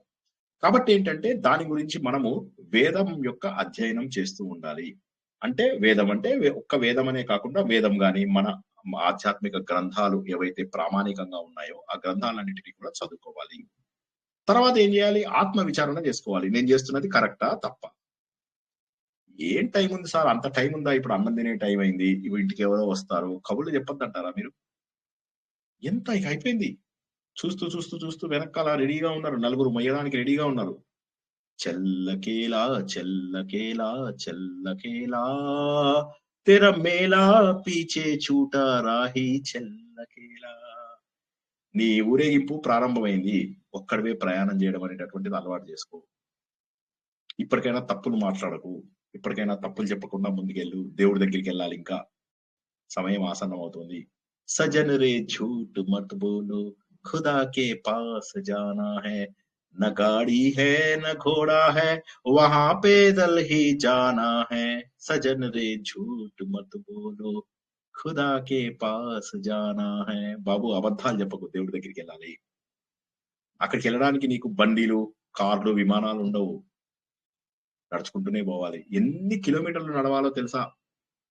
కాబట్టి ఇప్పటి నుంచైనా జీవితాన్ని మార్చుకో, ఇప్పటి నుంచైనా ఆత్మ విచారం చేసుకో. ఎందుకంటే నీలోని దైవత్వాన్ని కనుక చూసుకోకపోతే నీ జర్నీ చాలా కష్టంగా ఉంటుంది. కాబట్టి ఏంటంటే ఆ స్వాధ్యాయం అనేటటువంటిది ఏదైతే ఉందో అది కావాలి. ఇవాళ నేను ఎలా ప్రవర్తించాను, ఏం చేశాను, పుస్తకంలో ఉన్నదానికి నాకు ఏం తప్పు ఉంది. ఉదాహరణకి మనం అజామీలుడు కథ వింటాం, విన్న తర్వాత మనకేమనిపిస్తుంది, ఓకే అజామీలుడు నారాయణ నారాయణ అన్నాడు, నేను కూడా నారాయణ నారాయణ అంటా. చూసారా ఒక పుస్తకం మనని ఎంత మార్చిందో, నారాయణ నారాయణ నారాయణ. సో కాబట్టి ఏంటంటే బయట ప్రపంచాన్ని చదవడం మంచిదే, కానీ లోపల ప్రపంచాన్ని చదవడం చాలా కష్టమైనటువంటి పని. మనము చదువుకోవడం చాలా కష్టమైన పని. బయట ప్రపంచాన్ని అంతా చూస్తున్నాం మనం, కానీ లోపల ఉన్నటువంటి మిత్రులను శత్రువులను గుర్తించలేకపోతున్నాం. ప్రహ్లాదుడు అంటాడు, నాన్న బయట ఎంతో మంది శత్రువులను నువ్వు సాధించాను గెలిచాను అనుకుంటున్నావు, కానీ నీలో ఉన్నటువంటి అంతరంగంగా ఉన్నటువంటి అరిషడ్ వర్గాలు అనేటటువంటి శత్రువులు ఎవరైతే ఉన్నారో 6 శత్రువులు, వారిని నువ్వేం చేయగలుగుతున్నావు నాన్న అని అంటాడు. కాబట్టి ఏమవుతుంది అంటే స్వాధ్యాయం చేసిన వాడు మాత్రమే తనను తను విశ్లేషించుకోగలడు. ఇది నేను చేసింది కరెక్టా తప్ప, నేను చేసింది కరెక్టా తప్ప. ఎలా చేయాలి స్వాధ్యాయం? ముందేమో అట్ యూనో పెద్ద వ్యూ చూసుకున్నట్లయితే ఫస్ట్ ఏకాగ్రత పెరగడానికి ముందు జస్ట్ ఏదో ఒక పుస్తకం చదవండి, మంచిగా ఒక పుస్తకం చదవండి, ఒక మంత్ర జపం చేయండి సిన్సియర్ గా. దీనివల్ల కేవలం ఏకాగ్రత మాత్రం పెరుగుతుంది, దీనివల్ల నాలెడ్జ్ వస్తుంది అని నేను అన్నను. ఇది ఒక స్థూల స్థాయి అనుకోండి. ఈ స్థూల స్థాయి లోపల ఏమవుతుంది అంటే మనకు గ్రంథ పఠనము, మంత్ర పఠనం ఇవన్నీ చేస్తాము, కొద్దిగా కాన్సన్ట్రేషన్ మన లోపల పెరుగుతుంది. రెండోది ఏంటంటే సూక్ష్మ స్థాయి. సూక్ష్మ స్థాయి అంటే ఇప్పుడు ఆలోచనలను ఆలోచిస్తూ ఉంటాం. ఆలోచిస్తూ ఉంటే మన లోపల ఉన్నటువంటి అజ్ఞానం వెళ్ళిపోతుంది, అజ్ఞానం పూర్తిగా వెళ్ళిపోతుంది. అప్పుడు మనము హైయెస్ట్ లెవెల్కి వెళ్తాము. లో level, medium level, high level. లో లెవెల్ లోపల ఉత్తగా చదవడం ముందు ప్రారంభించాలి అంతే. ప్రతి ఒక్కరూ స్వాధ్యాయం చేసి తీరవలసిందే. దాని ద్వారా కాన్సన్ట్రేషన్ పెరుగుతుంది. రెండవ స్థాయిలోకి వచ్చినప్పుడు ఏమవుతుంది అంటే మన లోపల ఒక్కొక్కసారి మెల్లగా విశ్లేషించే శక్తి ప్రారంభమవుతుంది, ఆలోచించే శక్తి ప్రారంభమవుతుంది. అప్పుడు మన లోపల ఉన్నటువంటి అజ్ఞానం తొలగిపోతుంది. పుస్తకం చదివినప్పుడే కదా తప్ప ఒప్ప తెలిసేది. తప్పని చెప్పి తెలిసినప్పుడు అజ్ఞానం తొలగిపోతుంది. ఇక హైయెస్ట్ లెవెల్కి వెళ్ళిపోతారు కొంతమంది. ఈ స్వాధ్యాయంలో ఉన్నత స్థాయికి వెళ్ళిపోతారు. వారు వాళ్ళ ఆత్మ సాక్షాత్కారం చేసుకోగలుగుతారు, మనలోనే ఉన్నటువంటి దైవాన్ని చూసుకోగలుగుతారు. చూసారా, స్వాధ్యాయం అనే ఒక్క మాట ఎంత గొప్ప అర్థాన్ని ఇచ్చింది, ఎంత గొప్ప అర్థాన్ని ఇచ్చింది. అంటే స్వాధ్యాయం చాలా లోతైనటువంటి జవాబు. స్వాధ్యాయం అనేటటువంటిది అంత సింపుల్ కాదు, అంత సింపుల్ కాదు ఇది. స్వాధ్యాయం అనేటటువంటిది ఎంత కష్టపడితే వస్తుంది. ఒక వ్యక్తి ఏమడిగాడు, ప్రశ్న ఏమడిగాడు, ఆయన ఏమన్నాడు? మొన్నటి ప్రశ్నలో శ్రోత్రియుడు అవి ఇవి అని అడిగాడు. ఇవాటి ప్రశ్న ఏమంటే ఒక వ్యక్తి ఏం చేస్తే బ్రాహ్మణుడు అవుతాడు? బ్రాహ్మణుడు అవ్వాలి అంటే ఏం కావాలి అంటే స్వాధ్యాయము కావాలి. తప్పకుండా తనను తను చదవాలి, పుస్తకాలు చదువుకోవాలి, జ్ఞానం పెంచుకోవాలి, చివరికి తనలో ఉన్న దైవత్వాన్ని బయటికి తీసుకురావాలి. ఇది రావాలంటే స్వాధ్యాయమే. సో ఒక వ్యక్తి దైవత్వాన్ని బయటికి తీసుకురావాలంటే స్వాధ్యాయం కావాలి అని యక్షుడి యొక్క ప్రశ్నకు జవాబు చెప్పాడు. తర్వాత అన్నాడు, సరే నువ్వు చెప్పింది కరెక్ట్, అయితే సత్పురుషులు ఎవరైతే ఉన్నారో వాళ్ళకి ధర్మం ఏంటి? ఇప్పుడు మంచి వాళ్ళు ఉన్నారు, మంచి వాళ్ళు పాటించే ధర్మం ఏంటో చెప్తావా ఒకసారి అన్నాడు. అనగా నేను టక్కుమని పైన దాంట్లో కూడా ఉన్నదే చెప్పాడు, తపస్సు అని చెప్పేశాడు. తపస్సు దేనికి వస్తుందన్నాను? తపస్సు వల్ల ఒక వ్యక్తి గొప్పవాడు కాగలడు అని చెప్పి మనము రెండవ ప్రశ్నలో తెలుసుకున్నాం. అదే జవాబు ఇక్కడ మళ్ళీ వాడాడు ఆయన. తపస్సు అని ఎందుకు వాడాడు అంటే తపస్సు అనేటటువంటిది మనస్సుని, వాక్కుని, మనం చేసేటటువంటి పనిని మూడింటిని కూడా స్వచ్ఛపరుస్తుంది, నిర్మలంగా మారుస్తుంది. కాబట్టి ఒక వ్యక్తి ఏదైతే ఉంటుందో, బ్రాహ్మణుడి యొక్క అసలైనటువంటి ధర్మం ఏదైతే ఉంటుందో, వాడు స్వాధ్యాయం ద్వారా దైవత్వాన్ని చేరుకుంటాడు. ఎవరో మ్యూట్ లో లేరండి ప్లీజ్. హలో, అందరూ మ్యూట్ లో పెట్టుకోండి. సో కాబట్టి ఏమవుతుందంటే స్వాధ్యాయం చేయడం ద్వారా ఒక వ్యక్తి తనలోని దైవత్వాన్ని బయటికి తీసుకొస్తాడు. కానీ ఒక వ్యక్తి యొక్క సహజ ధర్మం ఏదైతే కావాలో ఆ సహజమైనటువంటి ధర్మం ఏంటో తెలుసా? అది తపస్సు. తపించాలి, ఒక విషయం కోసమై తపించాలి. శరీరంతో, మనస్సుతోటి మనము తపించాలి, ఆ విషయం కోసం తపించాలి. ఇది నాకు కావాలి, ఇది నాకు కావాలి, ఇది నాకు కావాలి. తపస్సు అంటే కేవలము జ్ఞానం మనకు వచ్చింది, కానీ దానికోసం మనం తపించాల్సినటువంటి అవసరం ఉంది. క్రమశిక్షణ కావాలి. అంటే తపస్సు అంటే ఏంటి? మనస్సు, మన ఇంద్రియాలు, మన శరీరం అన్ని కూడా, అన్ని శక్తులు ఒక వైపుకు తీసుకెళ్లడం. మళ్ళొకసారి చెప్తున్నా, జాగ్రత్తగా వినండి. స్వాధ్యాయం అంటే చదవడము, అర్థం చేసుకోవడము, వంట పట్టించుకోవడము. వంట పట్టించుకున్నాక ఇప్పుడు దానికి ఆచరణ కావాలి. ఆ ఆచరణ కోసమై మనకు మనస్సు, వాక్కు, కాయముతో ఉన్నటువంటి తపస్సు కావాలి. తపస్సు అంటే ఏంటి? మన మనస్సు, మన ఇంద్రియాలు, మన అన్ని కూడా ఒకే దగ్గరికి వెళ్ళేలాగా చేయడము. అంటే చాలా గొప్పది. అంటే మనం అంత కావాలి, మనం అంత కావాలి అంటే ముందు మన ధర్మాన్ని మనం పాటించాలి. ఎన్ని కష్టాలు వచ్చినా సరే స్వధర్మాన్ని వదలకుండా ఉండాలి. మన ధర్మాన్ని చూసుకోవాలి, మన బాధ్యతలను సక్రమంగా చేయాలి, మనము క్రమశిక్షణతో జీవితంలో ఉండాలి. ఒక వ్యక్తి తన కుటుంబాన్ని చాలా జాగ్రత్తగా చూసుకుంటాడు, అదే తపస్సు. వాడు కుటుంబాన్ని ఎంత జాగ్రత్తగా చూసుకుంటాడు? ఎన్ని ఇబ్బందులు వచ్చినా, ఎవరైనా కొట్టడానికి వస్తే ముందు ఫస్ట్ తన దెబ్బలు తిన్నా, తర్వాత తనకు శక్తి లేకపోతే ఇంట్లో వాళ్ళ మీదకి పంపిస్తాడు, కానీ ముందు తన దెబ్బలు తింటాడు. కష్ట నష్టాలకు ఓర్చడం అనేటటువంటిది గొప్ప తపస్సు, శరీరంకి వచ్చేవి. ఇక రెండు, ద్వంద్వాలకు అతీతంగా ఎదగడం, మనస్సుని నిగ్రహించుకోవడం. కష్టం వచ్చినా సుఖం వచ్చినా కూడా సహించడం నేర్చుకోవాలి. కష్టాలు సుఖాలు అనేటటువంటివి జీవితంలో ఎప్పుడూ వస్తూనే ఉంటాయి, వాటిని సహించుకోవాలి. ఇది కూడా తపస్సే. కష్ట నష్టాలను సహించడం కూడా తపస్సే. తపస్సు తపస్సు తపస్సు. ఏ విధంగానైతే మనము ఒక బంగారంని గనక అందులో వేడి చేస్తే అది ఆటోమేటిక్ గా వంగుతుంది. హెన్న అనేది బాగా బాగా రోకట్లో వేసి ఇది చేస్తేనే అప్పుడు అది తన రంగునిస్తుంది. అంటే ఏంటి? అదే విధంగా మనం కూడా ఎంత తప్పిస్తే, ఎన్ని జీవితంలో సహించగలిగితే అంత అద్భుతంగా మనం వెళ్తాము. కాబట్టి త్రివిధ తపస్సులు ఏవైతే మనం భగవద్గీతలో తెలుసుకున్నామో, శారీరక తపస్సు అంటే శుభ్రంగా ఉండడము, అహింసను పాటించడము, బ్రహ్మచర్యం ఉండడము, పెద్దలను గౌరవించడము.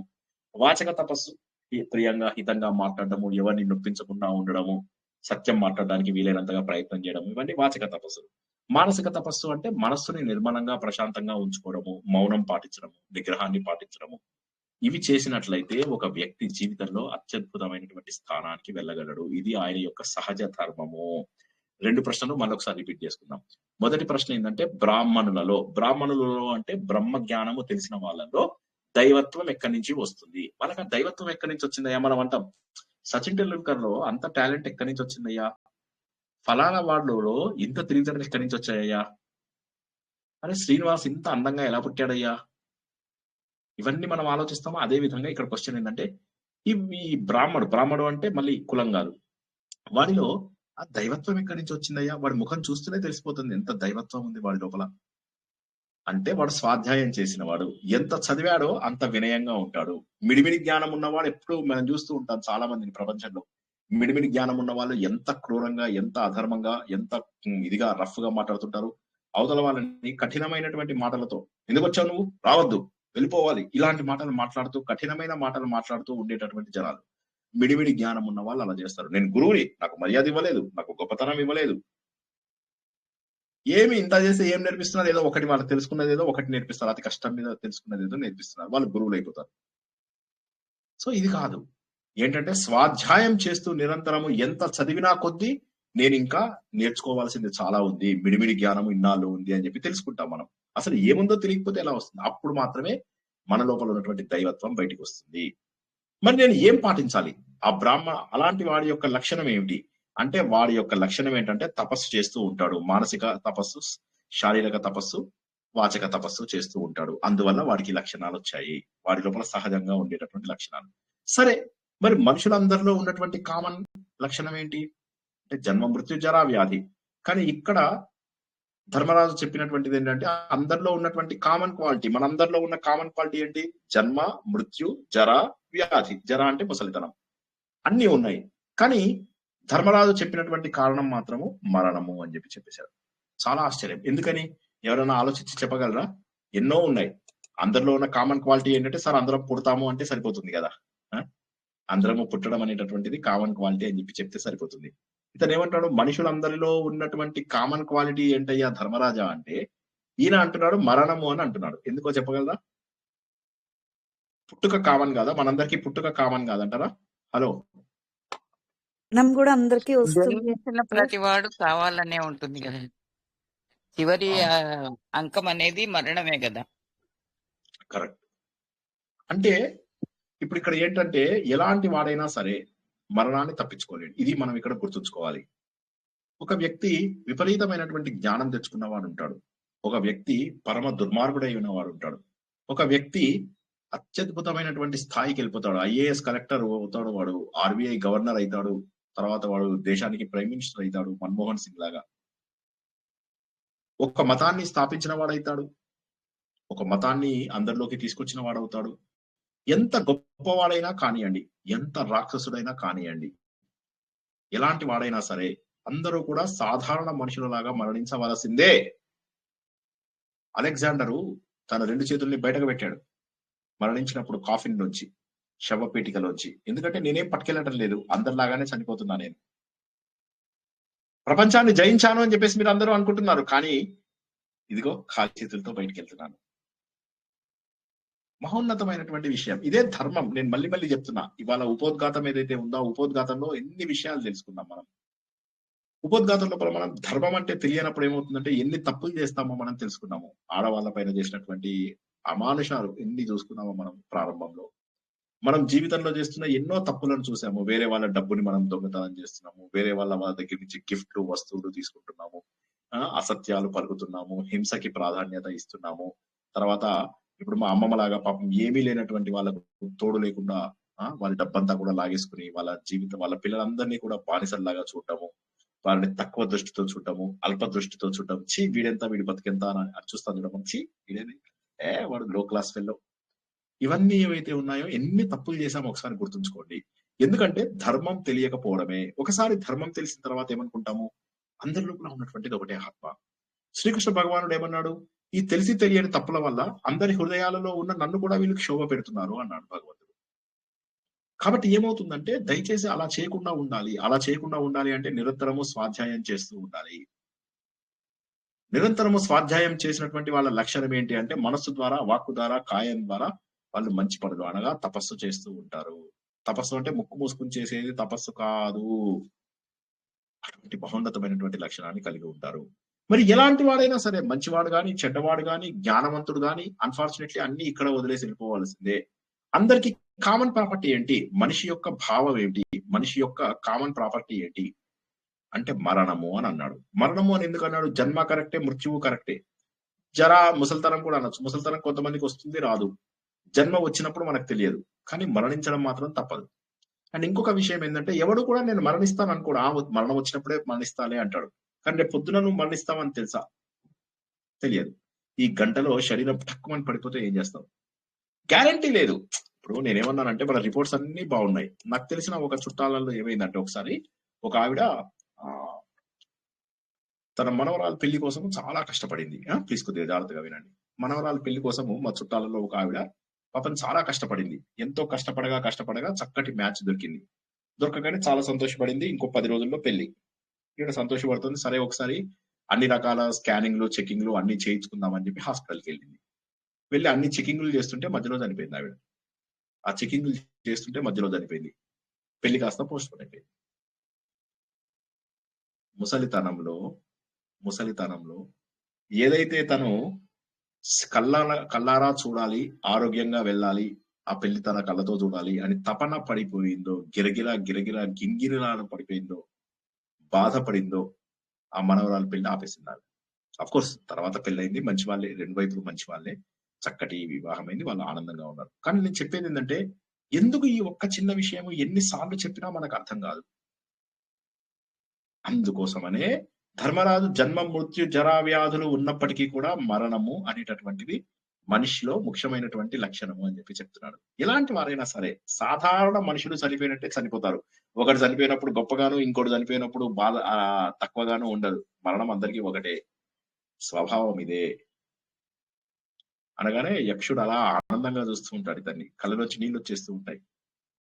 నిజంగా యక్షుడికి కళ్ళలోంచి నీళ్ళు వచ్చాయా? లేదు, నేను అంటున్నాను. ఎందుకంటే నాకు అలా అనిపించుండొచ్చు, ఆయనకే అనిపిస్తుంది. కవి హృదయం అర్థం చేసుకున్నానేమో నాకు తెలియదు. యక్షుడు అలా ఆనందపడ్డాడేమో అని అనిపిస్తుంది. ఎంత గొప్ప మాటలు చెప్తున్నాడు ధర్మరాజు, ఎంత గొప్ప మాటలు. ఇవాల్టి వివరణ ఏదైతే ఉందో 3వ శ్లోకము, మిగతా అన్ని శ్లోకాలు గొప్పవే గాని నాకు బాగా నచ్చింది. ఈ మొత్తం అన్ని శ్లోకాలు చదువుతున్నప్పుడు నాకు రానటువంటి కన్నీరు ఈ 3వ శ్లోకం చదువుతున్నప్పుడు ఎందుకు ఇంత నేను భావావేశానికి గురవుతున్నాను నాకు తెలియదు. ఎంత అద్భుతంగా ఉంది. ఇక చివరిది నా ఫేవరెట్, నేను ఎప్పుడు అనేది 4వ ప్రశ్న. మనిషి లోపల దుర్గుణం ఏంటి? అందరు మనుషుల లోపల దుర్గుణం ఏంటి? చాడీలు చెప్పడం అనేటటువంటిది దుర్గుణము. ఇప్పుడు చూడండి, ఇన్ని రోజుల పాటు శ్రీనివాస్ చెప్తున్నాడు అంటే ఏదో ఆయనకేదో అయిందిలే జీవితంలో, ఎవరో చాడీలు చెప్పారో ఆయన బాధపడ్డాడు అని అనుకున్నారు. ఇప్పుడు అర్థమైందా? నాకు సంబంధం లేదు, ఇది మన గ్రంథాలలో ఉంది. ఇది చాడీలు చెప్పడం అన్నిటికంటే కూడా చెడ్డది. ఇతరులను దూషించడము, చాడీలు చెప్పడము, ఇవన్నీ మంచి మనుషులలో ఉండకూడని లక్షణాలు. నువ్వు మంచి మనిషి అయితే నువ్వు చాడీలు చెప్పు. వాడిట్లా, వీడట్లా, వీడి ఇలాంటి వాడు, వాడు అలాంటి వాడు, వాడి కూతురు వీడితో నిలిపోయింది, వీడి కూతురు వాడితో నిలిపోయింది, వాడి కొడుకు వెధవా, వీళ్ళ భర్త చెడ్డవాడు. నీకు తెలుసా ఏం జరిగిందో? ఆ చక్రం అని ఒక సినిమా లోపల మనం అందరము చూసాం కదా, జగమంత కుటుంబం నాది. ఆ సినిమాలో ఏం చూసాము? వాళ్ళందరూ నేరాలు చెప్పుకుంటూ ఉంటారు. వీడు పైనుంచి మాట్లాడతాడు అన్నమాట. మీ ఇంట్లో ఇలా జరిగింట కదా, మీ ఇంట్లో మీ వారిని ఇలా మీరే విషయం ఇచ్చి చంపేశాట కదా, ఏవో చెప్తూ ఉంటాడు వాళ్ళతోనే. వాళ్ళందరూ అలా చెప్పారా? వాళ్ళ నోరు పడిపోను, అవి పడిపోను, ఇవి పడిపోను అంటే ఈయనంటాడు, మీరు వాళ్ళ మీద చెప్పినప్పుడు వాళ్ళు మీ మీద చెప్పుకోకుండా ఎలా ఉంటారు? చాడీలు చెప్పడం అనేటటువంటిది మనకు ఎంతో ఇష్టమైనటువంటి లక్షణం. వేరే వాళ్ళ మీద చాడీలు చెప్పుకోమంటే ఎక్కడ లేని శక్తి మన లోపల వస్తుంది. సో చాడీలు చెప్పడానికి అందరూ సిద్ధమవుతారు. ప్రతి ఒక్కరు కూడా చాడీలు చెప్పడానికి సిద్ధమవుతారు. కానీ ఇది ఎంత దారుణమైనటువంటి లక్షణం అనేది ఒకసారి గుర్తుంచుకోండి. చాడీలు చెప్పడం అనేది ఎంత దారుణమైనటువంటిది. అంటే ఒక వ్యక్తిని అధమ స్థానంకి తీసుకెళ్ళేది. ఎవరు చెప్పారండి? ధర్మరాజు చెప్పాడు. ఎవరు రాశారండి? వేదవ్యాసుడు రాశాడు. ఇక శ్రీనివాస్ మాటలు అని చెప్పి తీసేసేయండి. ఫస్ట్ మీ బుర్రలోంచి తీసేసేయండి. శ్రీనివాస్ చెప్పలేదు ఇది, వేదవ్యాసుడు చెప్పాడు. ఇంకా అయినా కూడా మనం పాటించమా? మన కర్మ. వాడిలాంటి వాడు, వీడిలాంటి వాడు, పర్లేదులే. కానీ దాంతో ఘోరమైన పాపాలు వస్తాయి అని గుర్తుంచుకోండి. ఒక వ్యక్తిని అధమ స్థానానికి తీసుకెళ్లిపోతుంది. ఒక వ్యక్తిని అధమ స్థానానికి తీసుకెళ్తుంది. ఇది గుర్తుంచుకోండి. ఎందుకంటే మనకు జనరల్ గా ఏమవుతుందంటే, ఎంత గొప్పవాడైనా సరే, వాడు ఎంత గొప్పతనం ఉన్నటువంటి వాడైనా సరే, ఒకరి పైన తక్కువ చేసి ఒకళ్ళని తక్కువ చేసి హీనంగా చూడటము, వాళ్ళ వల్ల శక్తి కోల్పోతాడు. అనుకోకుండానే శక్తి కోల్పోతాడు. తర్వాత నువ్వు ఒకళ్ళ దగ్గర చాడీలు చెప్పావంటే వాళ్ళు నీ మీద చాడీలు చెప్పుకుంటారు. గుర్తుంచుకో. నువ్వు ఆ అవకాశాన్ని ఇవ్వకూడదు. నువ్వు గంభీరంగా ఉండు. నువ్వు గొప్పవాడిలాగా ఉండు. మనం ఏం చేస్తామంటే, ఎవరి గురించైనా చెడుగా మాట్లాడినప్పుడు వాళ్ళలో ఉన్నటువంటి చెడు లక్షణాలను మనకు తెలియకుండా స్వీకరిస్తామని చెప్పేసి ధర్మరాజు చెప్తాడు. తెలియకుండానే వాళ్ళ చెడు లక్షణాలు మనకు వచ్చేస్తాయిట. ఈ విషయాన్ని నేను చాలా సార్లు చెప్పాను. మనం ఎవరి గురించైనా చెడు మాట్లాడితే వాళ్ళ పాపాలు మనకు వస్తాయి. అదే విధంగా మన గురించి ఎవరైనా చెడు మాట్లాడితే, మన చుట్టాలలో గాని, మన స్నేహితుల్లో గాని చాలా మంది అన్నారు, సార్ మరి ఎవరైనా మన గురించి మాట్లాడితే ఎలా సార్? చెడుగా మాట్లాడతారు సార్, మన గురించి ఏమనుకుంటారు సార్, మన గురించి ఇలా అనుకుంటారు, మన గురించి అలా అనుకుంటారు. ఎన్నోసార్లు ఈ ప్రశ్న నాకు అడిగారా లేదా చెప్పండి ఒకసారి. ఈ ప్రశ్న అడిగారా లేదా? నన్ను ఎన్నిసార్లు అడిగారు? హలో, మాట్లాడండి, నిద్రపోతున్నారు అందరూ. అడిగాం సార్, చాలా సార్లు అడిగాం. ఎందుకంటే అందరూ అంటారు, సార్ చుట్టాలు ఏమనుకుంటారు సార్, వీళ్ళు ఏమనుకుంటారు సార్, వాళ్ళు మనల్ని చెడ్డ వాళ్ళు అనుకుంటారు సార్, నేను మంచిగానే ఉన్నాను సార్ కానీ వాళ్ళు చెడ్డగా ఉన్నారు సార్. ఎన్నోసార్లు జీవితంలో మనకి ఈ ప్రశ్న ఎదురవుతుంది. అవతల వాడు చెడ్డగా అనుకుంటే, మళ్ళీ ఒకసారి రాసి పెట్టుకోండి, అవతల వాడు చెడ్డగా అనుకుంటే మనలో ఉన్నటువంటి చెడు శక్తిని వాళ్ళు స్వీకరిస్తారు. మన పాపంలను వాళ్ళు స్వీకరిస్తారు. దారుణంగా ఏడుస్తూ అత్యంత బాధాకరంగా అనుభవించినటువంటి మన కష్టాలు అవతల వాడికి చేసుకుంటాడు. మనం అలా వెళ్ళాలి అని అనుకోము, కానీ ఒక్కసారి ఆలోచించండి. మన గురించి చెడుగా మాట్లాడిన వాళ్ళు మన పాపాలన్నీ తీసేసుకుంటారు. మనకు మంచిగా కాదా చెప్పండి, ఒకసారి ఆలోచించండి. హలో, సాయిబాబా చరిత్రలో కూడా ఉంటది. వాళ్ళు మన గురించి ఎదుటి వాళ్ళు నిందించిన అదే వాళ్ళ నాలికతో మన చెడు కర్మని తీసేస్తారు అని సాయిబాబా చరిత్రలో కూడా ఒక సెంటెన్స్ ఉంటుంది సార్. ఓకే, అదే మనం ఇక్కడ వేదాలు పురాణాలు మాత్రమే మనము ప్రామాణికంగా తీసుకుంటాము. వేదాలు, పురాణాలు, కావ్యాలు ఇవి మాత్రమే మనకు ప్రామాణికం. వేదాలు అంటే ఋగ్వేద, యజుర్వేద, సామవేద, అథర్వణ వేదం. తర్వాత పురాణాలు అంటే 18 పురాణాలు. కావ్యాలు అంటే రామాయణ, మహాభారతం. ఇవి మాత్రమే మనకు ప్రామాణికాలు. వీటి లోపల మనకు చెప్పింది ఏంటంటే, ఇప్పుడు వీటిలోంచి మిగతా పుస్తకాలు వచ్చి ఉండొచ్చు, తప్పులేదు. ఇప్పుడు మీరు చదివిన పుస్తకంలో ఉండొచ్చు, తప్పులేదు. మంచి పాయింటే చెప్పారు. కానీ నేనేమంటున్నానంటే, మనం ప్రామాణికంగా తీసుకునేవి మాత్రం కేవలం ఇవే. ఇందులో ఏమంటాము, ఎప్పుడైతే మనం వేరే వాళ్ళ గురించి చెడుగా మాట్లాడతామో వాళ్ళ పాపాలు మనకు వచ్చేస్తాయి. వాళ్ళలో ఉన్నటువంటి చెడ్డ శక్తి మనకు వస్తుంది. సో కాబట్టి ఇప్పుడు ఏమైంది, ధర్మరాజు ఇలా చెప్పినప్పుడు మనం అర్థం చేసుకోవాలి ఏంటంటే, చెడు చెప్పుకోకూడదు. ఇక మనము చెడు మాట్లాడకూడదు, చెడు వేరే వాళ్ళ గురించి అనకూడదు. కాబట్టి ఏంటంటే, ఎంతసేపు కూడా జ్ఞాని అయినటువంటి వ్యక్తి ఏం చేస్తాడంటే, వేరే వాళ్ళని దూషించాడు. మంగళకరమైనటువంటి మాటలే నీ నోటి నుంచి రావాలయ్యా. ఎప్పుడు కూడా మంగళకరమైనటువంటి మంచి వాక్కులే నీ నోటి నుంచి రావాలి. ఆ వాక్కులని నువ్వు సరైనటువంటిగా వాడకుండా వాడిని వీడి మీద నేరాలు చెప్పడానికి, చాడీలు చెప్పడానికి, అపవాదం చేయడానికి గనక ఉపయోగించినట్లయితే నీ లోపల దైవత్వం నశించి నీచత్వం ప్రవేశిస్తుంది. మళ్ళొకసారి చెప్తున్నా, దైవత్వం నశించి నీచత్వం నీ లోపల ప్రవేశం వస్తుంది. మనకు అవసరమా? ఒకసారి ఆలోచించండి. సో మనము మళ్ళొక్కసారి మొత్తం 4 పాయింట్స్ ని రివైజ్ చేసుకుందాం. ఇందులో మొదటి ఏంటి, ఒక వ్యక్తి బ్రాహ్మణుడు, అందులో ఉన్న వాడు ఎలా గొప్పవాడవుతాడు? తపస్సు ద్వారా గొప్పవాడవుతాడు, స్వాధ్యాయం చేయడం ద్వారా గొప్పవాడవుతాడు. ఒక వ్యక్తికి అందరికీ కామన్ గా ఉండేటటువంటిది మరణము. ఆ తర్వాత ఇంకోటి ఏంటంటే, ఒక వ్యక్తి చేసేటటువంటి చెడ్డ పని ఏంటయ్యా అంటే చాడీలు. చాలా సింపుల్ గా ఉందా సమ్మరీ? కట్టె కొట్టె తెచ్చేలాగా చెప్పానా లాస్ట్ లోపల? బాగుంది ఆత్మసుఖము చెప్పడం. వీడి నీ ఆట కొరకు పాత్ర పోషణ చేసి సూత్రధారి విశ్రమించద నీ పాదం ఆశ్రయించి పరమ కరుణాంతరంగా శ్రీ పాండురంగ. జై శ్రీకృష్ణ. సో ఈ విధంగా మనము అత్యద్భుతమైనటువంటి మూడవ ప్రశ్న, నా ఎంతో ఇష్టమైనటువంటి మూడవ ప్రశ్నని పూర్తి చేసుకున్నాము. చాలా అద్భుతమైనటువంటి ప్రశ్న. మన అన్ని జీవితంలో సవాళ్లకు సరైనటువంటి సమాధానాలు ఇచ్చేటటువంటి ప్రశ్న. చాలా బ్యూటిఫుల్. చాడీలు చెప్పకూడదు, వేరే వాళ్ళ గురించి చెడుగా మాట్లాడకూడదు, వీలైనంత వరకు ఎప్పుడు చదువుకుంటూ ఉండాలి. మనస్సు, వాక్కు, కాయం ఎప్పుడు కూడా మనని ఫోకస్డ్ గా మనను ముందుకు తీసుకెళ్ళాలి. మన ఇంద్రియాలు, మన శరీరము, మన వాక్కు ఇవన్నీ కూడా ఫోకస్ గా మనను ఒక దగ్గరికి తీసుకెళ్ళాలి. దాన్ని తపస్సు అంటారు అన్నటువంటి విషయాన్ని తెలుసుకున్నాము.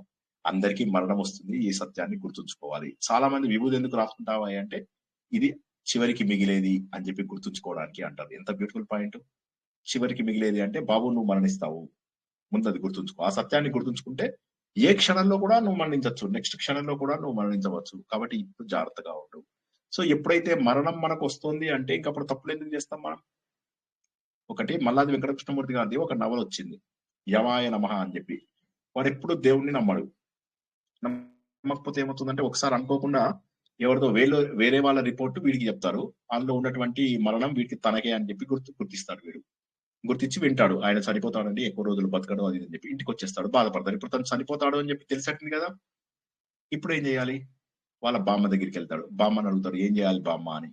అంటే యమాయ నమః అనుకోరా అని అంటూ ఉంటుంది అనమాట. అలా అనుకుంటూ ఉంటాడు ఇక చనిపోతానని. చివరికి ఒక 6 నెలల తర్వాత రిపోర్ట్ చూపిస్తే బానే ఉంటుంది. ఏమైంది అంటే నీకేం బాలేదు, మొదటి రిపోర్ట్ బాగుంది, ఇప్పటి రిపోర్ట్ కూడా బాగుంది. దెబ్బకు మానేస్తాడు యమాయ నమః అడ్డం. ఇదేంటంటే జీవితంలో మీ అందరికీ ఒక 20 years ఇచ్చేస్తాను అని అన్నాడు అనుకోండి దేవుడు వచ్చేసి, చలో 20 years ఇచ్చానని. అప్పుడు మీరు దాన్ని సాధనకు ఉపయోగిస్తారా, లేకపోతే ఇంకా మనం ఇప్పటి వరకు తీర్చుకొని కోరికలు ఏమన్నా ఉంటే ఆ కోరికలు తీర్చుకోవడానికి ఉపయోగిస్తారా? మనస్ఫూర్తిగా చెప్పండి జవాబు. సాధనకే ఉపయోగిస్తాం సార్. సాధనకే ఉపయోగిస్తాం. ఉపయోగిస్తాము. మీరు సరే మీరు సాధనకు ఉపయోగిస్తారు. జనరల్లీ జనాలు ఎక్కువ మంది దేనికి ఉపయోగిస్తారు? అప్పటి వరకు తీర్చుకొని కోరికలు, అప్పటి వరకు కారు కొనుక్కోలేదు, బంగ్లా కొనుక్కోలేదు, అప్పటి వరకు కూడా ఫారిన్ ట్రిప్కి వెళ్ళలేదు, ఇలాంటి కోరికలు కొన్ని మిగిలిపోయిన కోరికలు ఉంటాయి కదా, ఆ కోరికలు తీర్చుకోవడానికి ఉపయోగించుకుంటారు. 20 ఏళ్ళు ఎక్స్ట్రా ఇస్తానయ్యా అని చెప్పి దేవుడు అంతటా దేవుడు వచ్చి అడిగితే సుఖాలకే ప్రాధాన్యత ఇస్తాడు కానీ సాధనకు ఒక వ్యక్తి ప్రాధాన్యత ఇవ్వడు. సో దీన్ని బట్టి ఏమర్థమవుతుంది అంటే కుక్కతోక వంకర. జీవితంలో అన్ని హడావిడే. మనకు కాల్లో జాయిన్ అవ్వడము హడావిడే, కాల్లోంచి వెళ్ళిపోవడము హడావిడే, అన్నం తినడము హడావిడే, కాఫీ తాగడము హడావిడినే, ప్రతిదీ హడావిడే.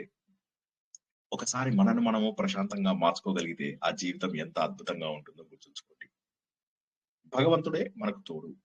కాబట్టి ఆ విషయాన్ని మనం తెలుసుకున్నట్లయితే మనం జీవితంలో చాలా సంతోషంగా ఉండేటటువంటి అవకాశం ఉంది. కాబట్టి ఈ శ్లోకం మనకి ఏం సందేశాన్ని ఇస్తుందంటే, నువ్వు స్వాధ్యాయం ద్వారా జ్ఞానాన్ని సంపాదించవయ్యా, క్రమశిక్షణతో నువ్వు ధర్మాన్ని పాటించు, చక్కగా ఉండు. ఎప్పుడు కూడా మరణం ఉంది అని చెప్పే మాటని నిరంతరము గుర్తుంచుకో. మరణం అనేది నిరంతరము గుర్తుంచుకో. చేయకూడనటువంటి పని ఏదైతే ఉందో అది ఇతరులను నిందించడము, అది ఎంత కష్టమైనటువంటి పరిస్థితుల్లో కూడా చేయ. అవతల వాడు నేను నిందించినా సరే నువ్వు అవతల వాళ్ళని నిందించకు. ఈ రోజు నుంచి మనం ఈ 4 విషయాలని మనలో మార్పు వచ్చేలాగా చేసుకుందామని ఆశిస్తున్నాను. జై శ్రీకృష్ణ. ఎవరికైనా ప్రశ్న ఉంటే తీసుకుందాం, లేకపోతే రేపు రాత్రి మనకు రఘువంశం ఏదైతే ఆహ్లాదకరమైనటువంటి రఘువంశం ఉందో, రేపు నాది బహుశా 1000వ ప్రవచనం అనుకుంటాను. సో మీ అందరి శ్రద్ధ వల్ల నాకు రేపు 1000వ ప్రవచనము అనుకుంటున్నాను. చూసి చెప్తాను. నేను ఇంకా కన్ఫర్మ్ చేయలేను, ఒక్కసారి ఆగండి, లేకపోతే చూస్తాను ఇప్పుడే.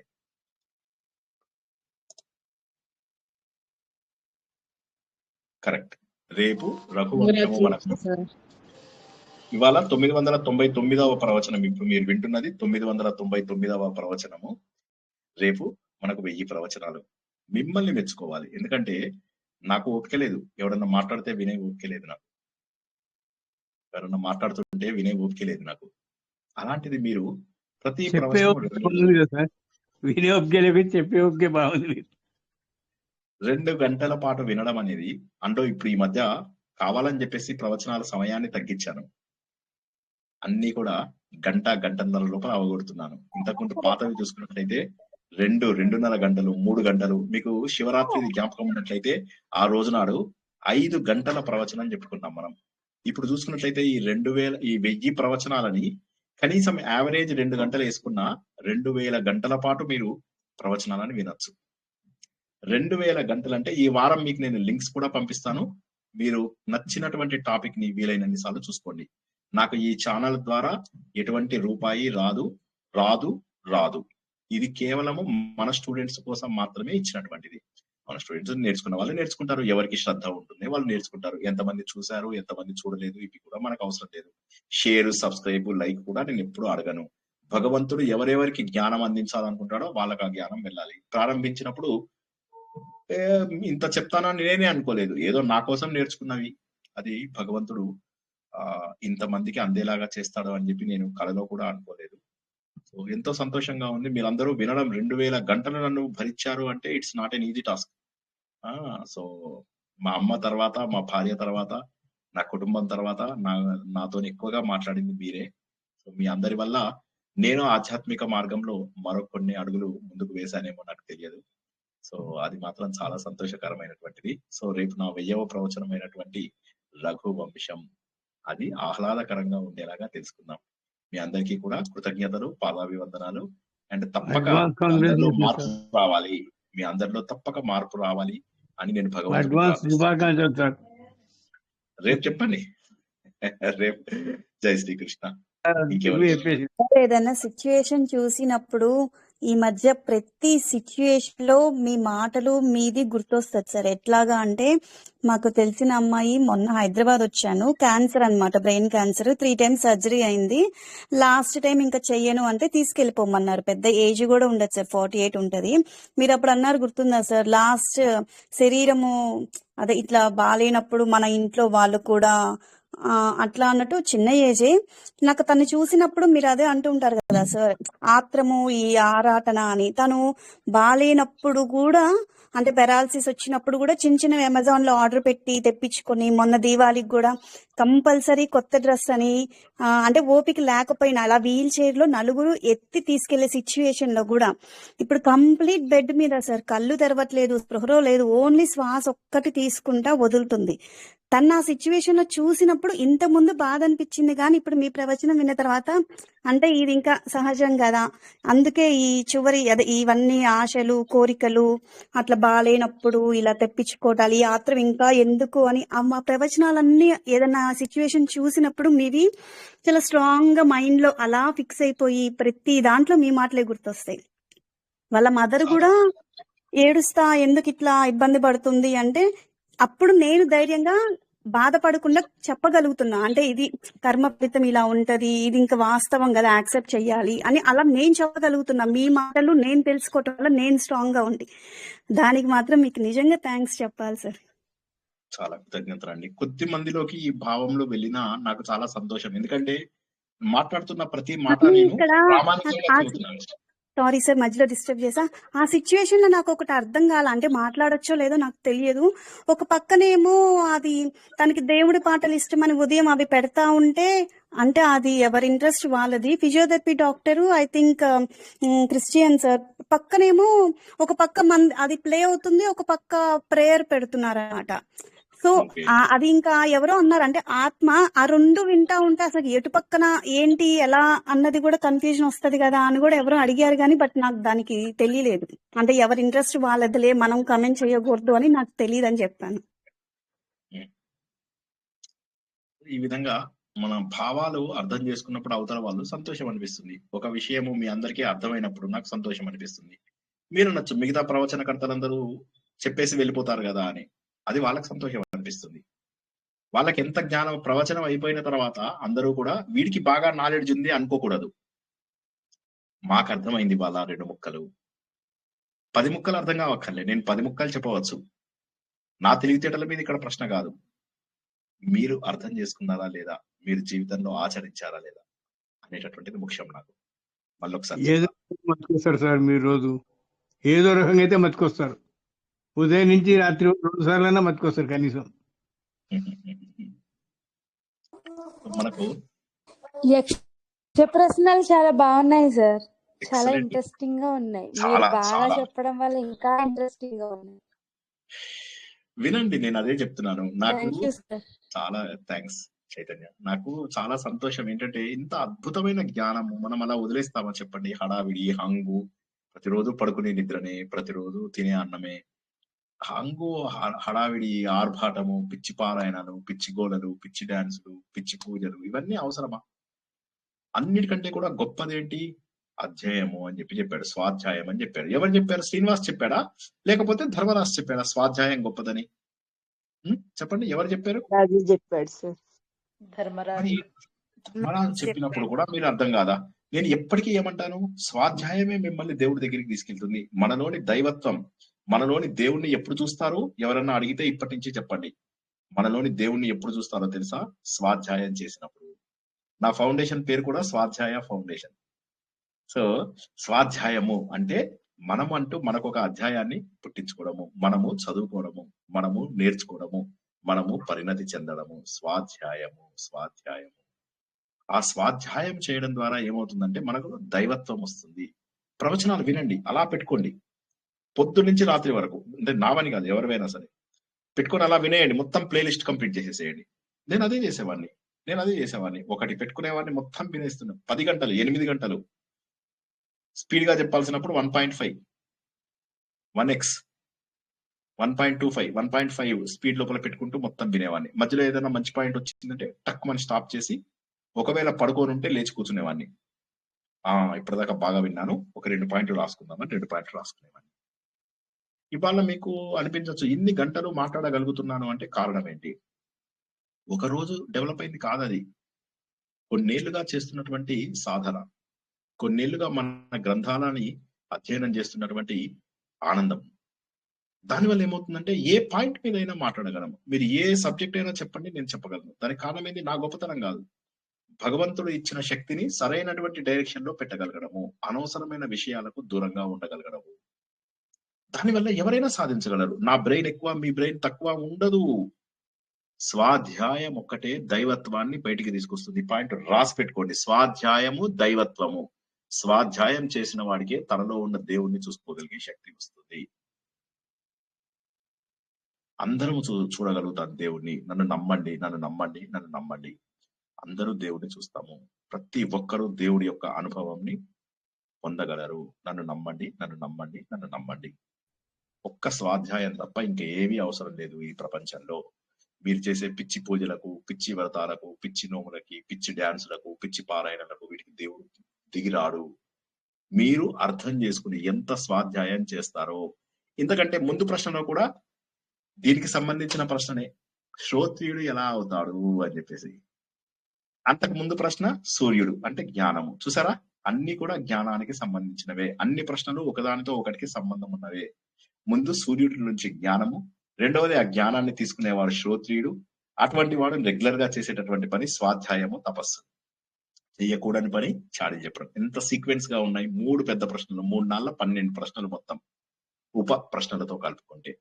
సో కాబట్టి ఏమంటున్నానంటే, ఇలా మీరు శ్రద్ధగా వినడం it self is a great thing. రాత్రి 9ంటికి కూర్చొని 10:15 దాకా ఒక వ్యక్తి మాట్లాడుతున్నవి వినడం చాలా కష్టం.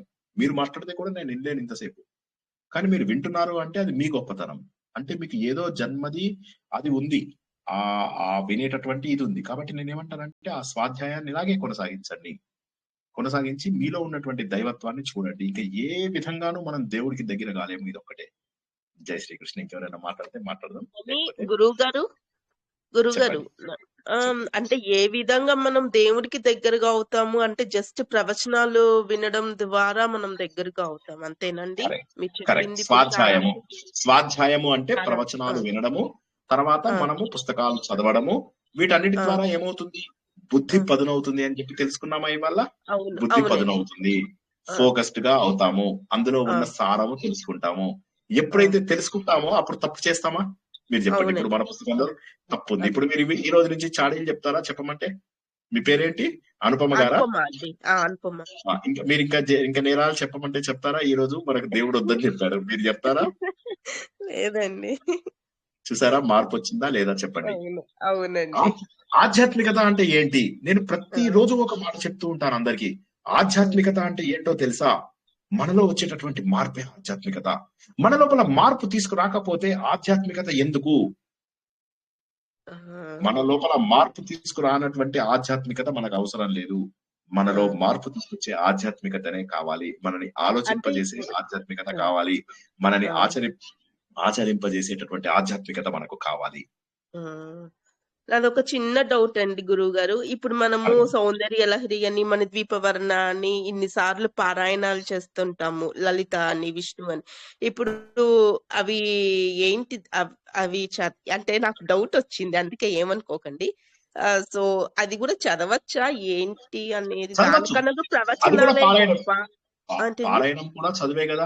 పారాయణం కూడా చదివే. అవునండి. అయితే దాని అర్థం తెలుసుకోవాలి. ఇప్పుడు మీరు మణిద్వీపం అర్థం. తెలుసుకున్నప్పుడు ఎంత ఆ, అద్భుతమైన వివరణ తీసుకున్నాం మనం ఆలోచించండి. అవును. ఓకే. చాలా మంది నా స్టూడెంట్స్ గత 6-7 ఏళ్లుగా వింటున్న వాళ్ళల్లో ఆ, ఒక 2-3 స్టూడెంట్స్ ఎవరైతే నిజంగా మంచి లెవెల్ కి రీచ్ అయ్యారో వాళ్ళు నాకు చెప్పారు. వాళ్ళు నోట్స్ కూడా రాసి గ్రూప్ లో పెట్టారు. వాళ్ళు ఏమన్నారు తెలుసా? ఆ. సార్ ఇది వింటున్నా కొద్దీ ఎంత మార్పు ఇంకా వస్తుందో మాలో, ఇంకా ఏది అది అవసరం నాకు లేదేమో అన్నంత అనిపించింది మార్పు. గురువు గారు. సో కాబట్టి నాకు అది నేనేమంటానంటే అనిపించింది.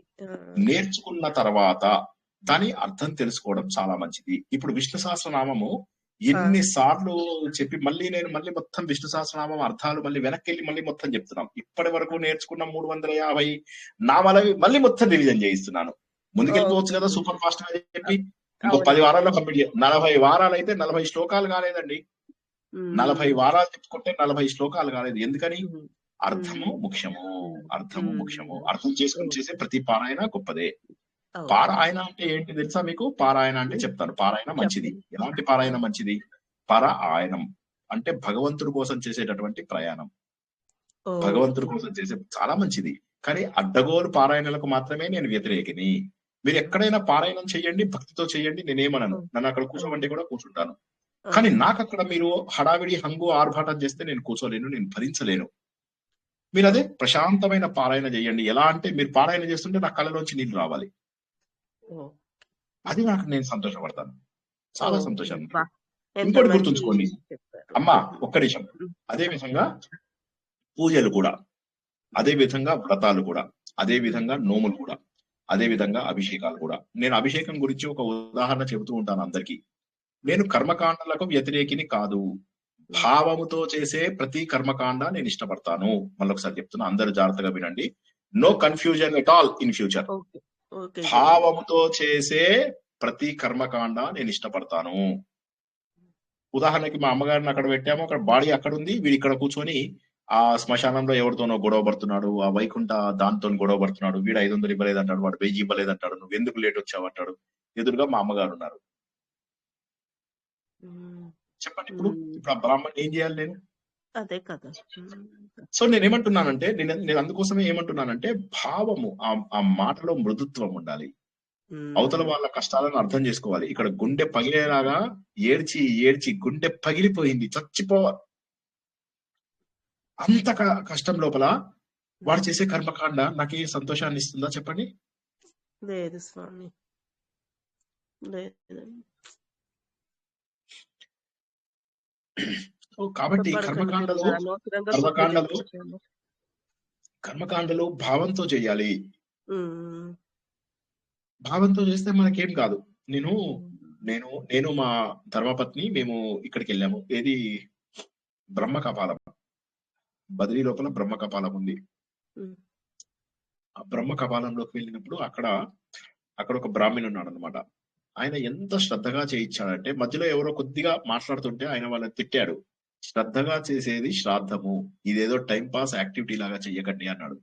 అని ఆయన చేయిస్తే ఆ రోజు మా నాన్నగారు కనిపించేసేసారు నా కళ్ళల్లో. నాకు అలా ఎదురుగా మా నాన్నగారు ఉన్నట్టుగా భావం అనిపించింది నాకు.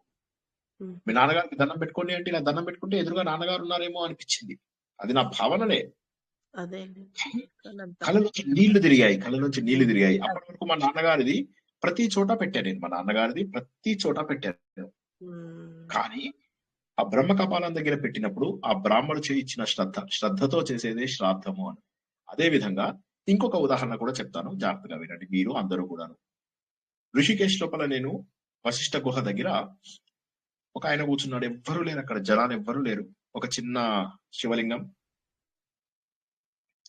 త్రయంబకం యజామహే సుగంధిం పుష్టివర్ధనం వారుకం ఇవ బంధనాన్ మృత్యోర్ముఖీయమామృత. అలా మెల్లగా చదువుతూ చక్కగా పక్కన నీళ్లు తీసుకొస్తున్నాడు. ఒకళ్ళ గురించి హంగు లేదు, ఒకరు చూడాలనే ఆరాటం లేదు, ఒక కోరిక లేదు, ప్రశాంతంగా భగవంతుడికి అభిషేకం చేసుకుంటున్నాడు. ఇప్పుడు ఈ పూజలో పవిత్రత లేదంటారా? ఈ కర్మకాండలో పవిత్రత లేదంటారా?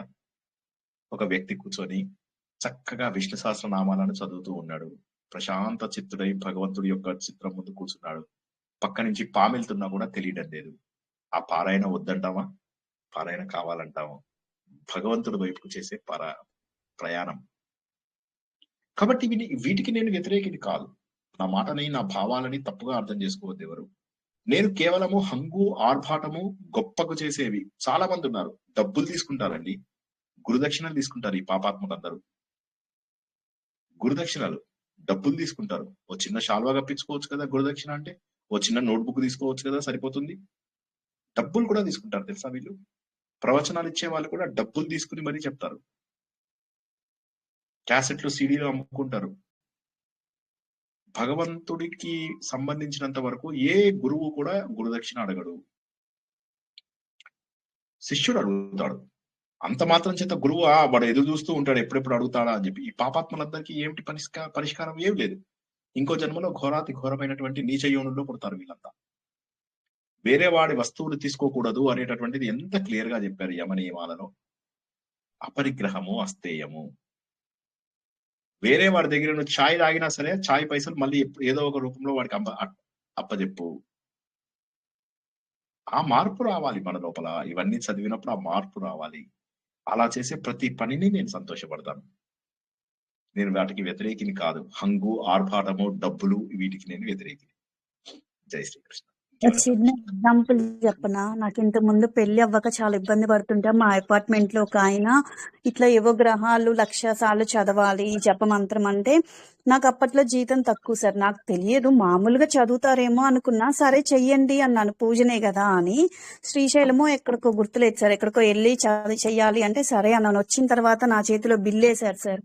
ఆఖరికి ఆయన కారులో వెళ్తారని కూడా నేను అనుకోలేదు. కారులో వెళ్ళొచ్చిన డబ్బులు కూడా నాకేస్తే, నా జీతం చాలా తక్కువ, ఆయన వేసినది ఇంత అమౌంట్ ఇవ్వమ్మా అంటే నాకు అసలు మాట రాక, ఇంకా పెద్ద అయినా ఇవ్వకపోతే ఏమైద్దో అన్న భయం కూడా అప్పట్లో ఉంటది కదా సార్. అంటే ఎన్నో ఏళ్ల క్రిందట ఇంక ఇచ్చేసాను సార్. నాకు ఆ మాట ఇప్పుడు మీరు చెప్తుంటే నేను ఎంత లాస్, అంటే ఎంత పెళ్ళవ్వాలి అన్న రీజన్ కి ఎంత భ్రమలో ఉండి ఎలా మోసపోయానా అన్న తర్వాత కొంచెం అర్థమైన తర్వాత అప్పుడు రెండోసారి అడిగితే నేను ఇవ్వలేదు సార్. ఇంకా ఎందుకంటే నేను కారులో వెళ్ళమని నేను చెప్పలేదు. నా జీతం చాలా తక్కువ ఉన్న విషయం కూడా ఆయనకి తెలుసు సార్. అయినా సరే వాళ్ళు కారులో వెళ్ళి ఆ పెట్రోల్ డీజిల్ కూడా నాకు వేసేసరికి ఆ పూజకి ప్లస్ ఇది నాకు అసలు చాలా ఎంత ఆల్మోస్ట్ 40 దాకా అడిగినట్టున్నారు సార్. అదే మీరు అన్న ప్రశ్న ఉంది. కాకపోతే ఒకటి ఇక్కడ గుర్తుంచుకోవాల్సింది ఏంటంటే, ప్రతి ఫీల్డ్ లోపల కూడా మోసం చేసే వాళ్ళు ఉన్నారు. మీరు కార్ సర్వీసింగ్ ఇస్తారు, వాడు 2,000 అయ్యే చోట 30,000 చెప్తున్నాడు ఈ మధ్య కాలంలో. కాటకి వల్ల ఈ కాలంలో 20,000 30,000 తక్కువ తీసుకోవడంలా. బైక్ తీసుకెళ్తే, నాది రాయల్ ఎన్ఫీల్డ్ బైక్, ఆ బైక్ తీసుకెళ్తే వాడు 8,000 నుంచి 10-12,000 ఇస్తున్నాడు బిల్. ఈ రోజుల లోపల ఏమైపోయిందంటే, అన్ఫార్చునేట్లీ అన్ని ఫీల్డ్స్ లో కూడా దుర్మార్గంగా తయారైపోయారు. బ్రాహ్మణులలో తప్పు చేస్తున్న వాళ్ళు లేరని నేను అనను, అన్ని చోట్ల మోసం ఉంది. శ్మశానంలో మోసం చేశారు. శ్మశానంలో చెప్పే కదా, అక్కడ శవం కాలుతుంటే వాడు అక్కడ కూర్చొని కొట్లాడుతున్నాడు, డీజిల్ తెస్తాను తేను అని చెప్పి. ఇంకా ఏమంటారు ఇలాంటి మనుషులని? ఏమంటారు? శవ రాజకీయాలు. ఏం చెప్పగలం? మనుషుల యొక్క బాధని, మనుషుల యొక్క ఫీలింగ్స్ ని అర్థం చేసుకోకుండా ఉండేవాళ్ళు. వాళ్ళకి అలవాటు అయిపోయింది సార్. రోజు ఎన్నో జరుగుతుంటే వాళ్ళకు బాధ ఉండదు, వాళ్ళకి బాధ ఉండదు.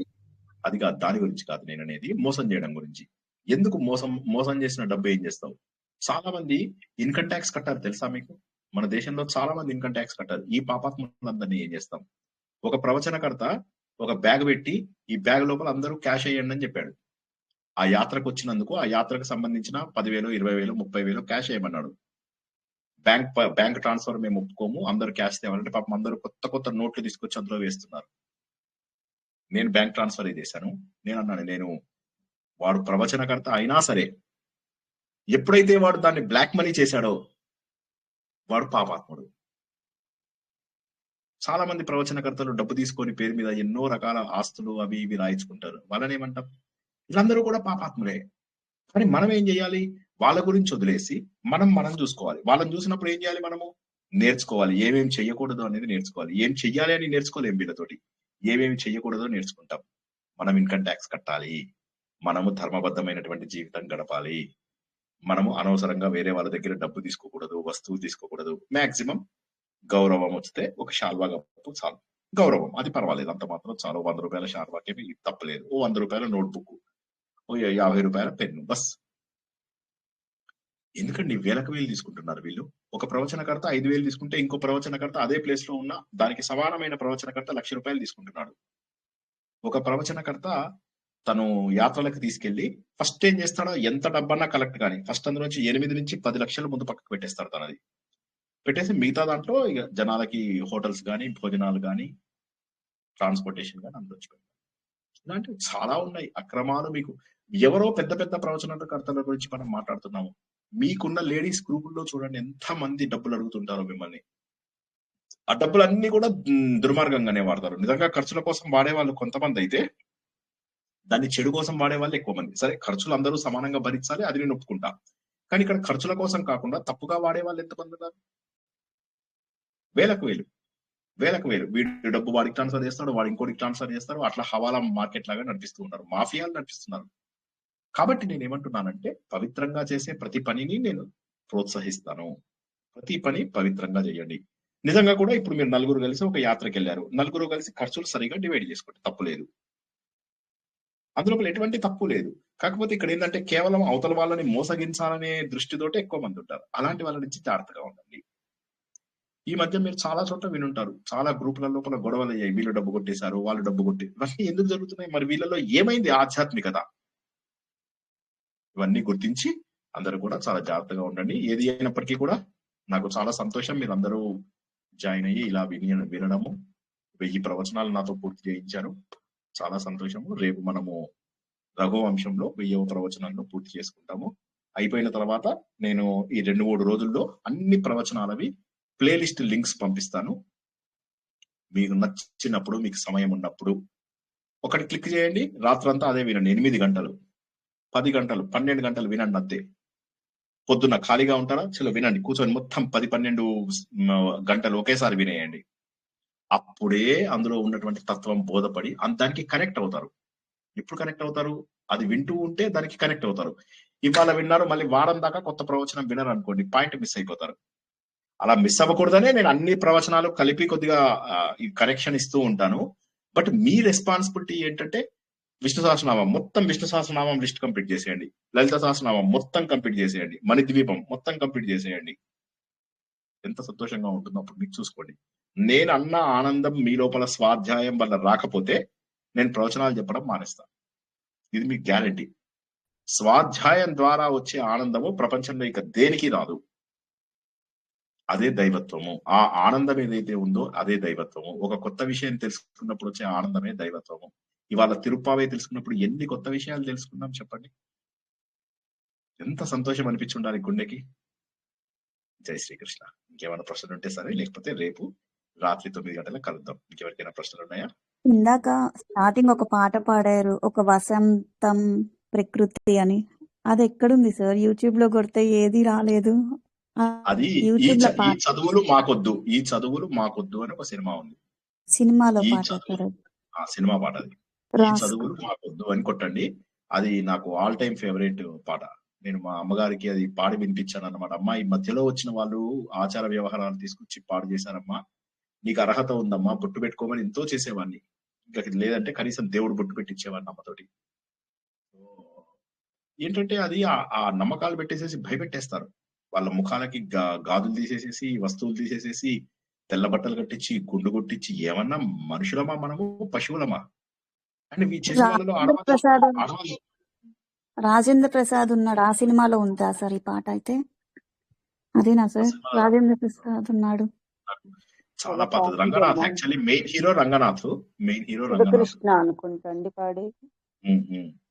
శివకృష్ణ ఏదో, అవును correct, Sivakrishna. Ranganath main hero Ranganath. ఈ పాట పాడింది శివకృష్ణనే అనుకుంటా. శివకృష్ణ సాయి కృష్ణ ఏదో ఉంది, ఒకసారి చూడండి. అది అతని పాటది. సో చాలా అద్భుతమైనది. ఆ సినిమా కూడా చూడండి వీలైతే తప్పకుండా. ఆ రోజుల్లో పరిస్థితులు ఎలా ఉండేవి, జాబ్ మార్కెట్ ఎలా ఉండేది, ఎంత కష్టమైతూ ఉండేది. ఆ రోజుల్లోనే టెక్నికల్ సైడ్ ఎందుకు ఉండాలి జనాలంతా, టెక్నికల్ ఎడ్యుకేషన్ ఎందుకు కావాలి, పాలిటెక్నిక్లు ఐటీఐలు ఎందుకు పెట్టాలి, ఇంజనీరింగ్ కాలేజీలు ఎందుకు ఈ రోజుల్లో వచ్చాయి, అదృష్టం బాగుంది. ఆ రోజుల్లో ఇంజనీరింగ్ కాలేజీలు ఎక్కడవండి, ఎంత తక్కువ ఉండేవి. నాకు 500లో వస్తే తప్ప నాకు ఇంజనీరింగ్ లో సీట్ రాదు. ఎంత కష్టపడాల్సి వచ్చింది. ఇవన్నీ ఆ రోజులు చాలా కఠినమైనటువంటి రోజులు. ఇంజనీరింగ్ అయిన తర్వాత జాబ్ ఎక్కడిది మళ్ళీ, అంటే అవి చాలా కఠినమైనటువంటి రోజులు. బట్ ఏదో దేవుడి దయ వల్ల, అదే నేను అంటాను, నా తెలివితేటలా లేకపోతే భగవంతుడి సహాయమా అని నేను ఆలోచిస్తే ప్రతి చోట కూడా దేవుడు మన పక్కన నడుస్తున్నాడు అనేది క్లియర్, ఎవిడెంట్. ఎందుకంటే ఈ ప్రకృతిలో అంతా వ్యాపించి ఉన్నటువంటి చైతన్యం మనల్ని ఖచ్చితంగా ముందుకు తీసుకెళ్తుంది. మనము ప్రకృతిని గనక ఒప్పుకొని దానికి అనుగుణంగా నడుస్తే, ప్రకృతి నియమాలను సరిగా పాటించినట్లయితే, మన గ్రంథాలలో స్వాధ్యాయం చేయగా నేర్చుకున్నటువంటి విషయాలను మనము ఆచరించగలిగితే, ఆ ప్రకృతే మనను ముందుకు తీసుకెళ్లి మనకు పరిణతి తెప్పించి మనను గొప్ప వ్యక్తులుగా చేయడానికి అవకాశం ఉంది అనే విషయాన్ని అందరూ గుర్తుంచుకోండి. లాస్ట్ ప్రశ్న ఇంకెవరికైనా ఉంటే తీసుకుందాం, లేకపోతే ఈరోజు ముగించుకుందాం.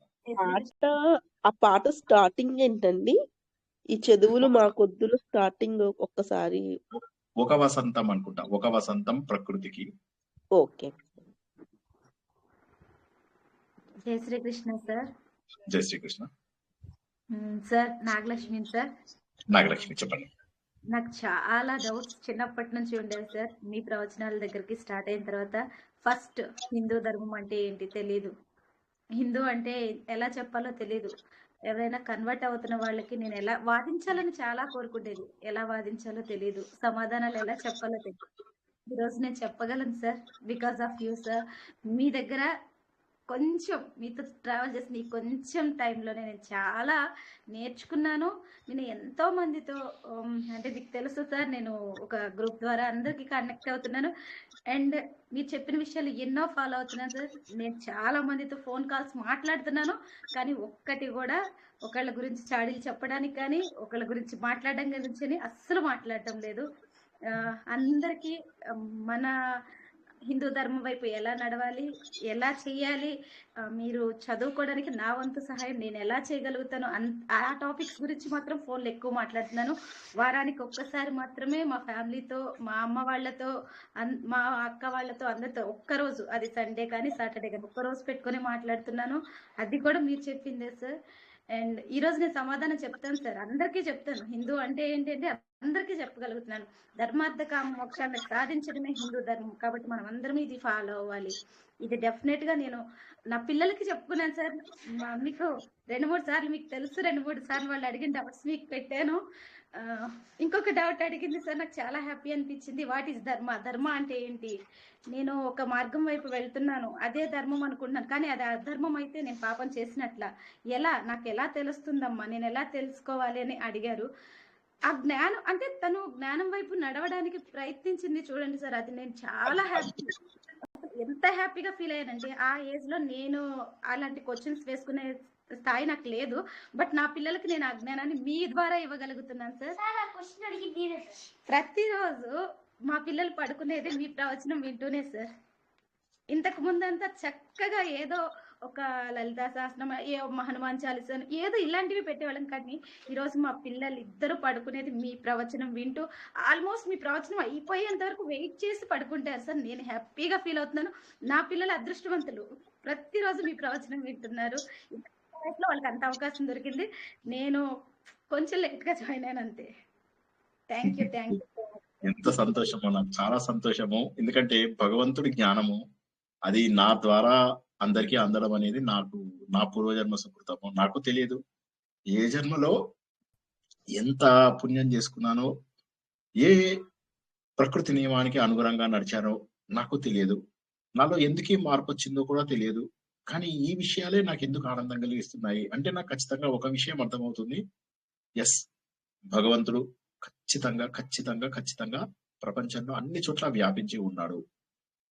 ఆ సత్యాన్ని మాత్రం 100% చెప్పగలిగేటటువంటి స్థాయికి ఇవాళ ఏ టాపిక్ మాట్లాడినా నేను ఆ టాపిక్ లో భగవంతుడు ఎక్కడున్నాడు అని చెప్పేసి పిన్ పాయింట్ చేయగలిగేటటువంటి శక్తిని భగవంతుడు ఇవ్వగలుగుతున్నాడు. సో నేను అది మాత్రం చాలా సంతోషము.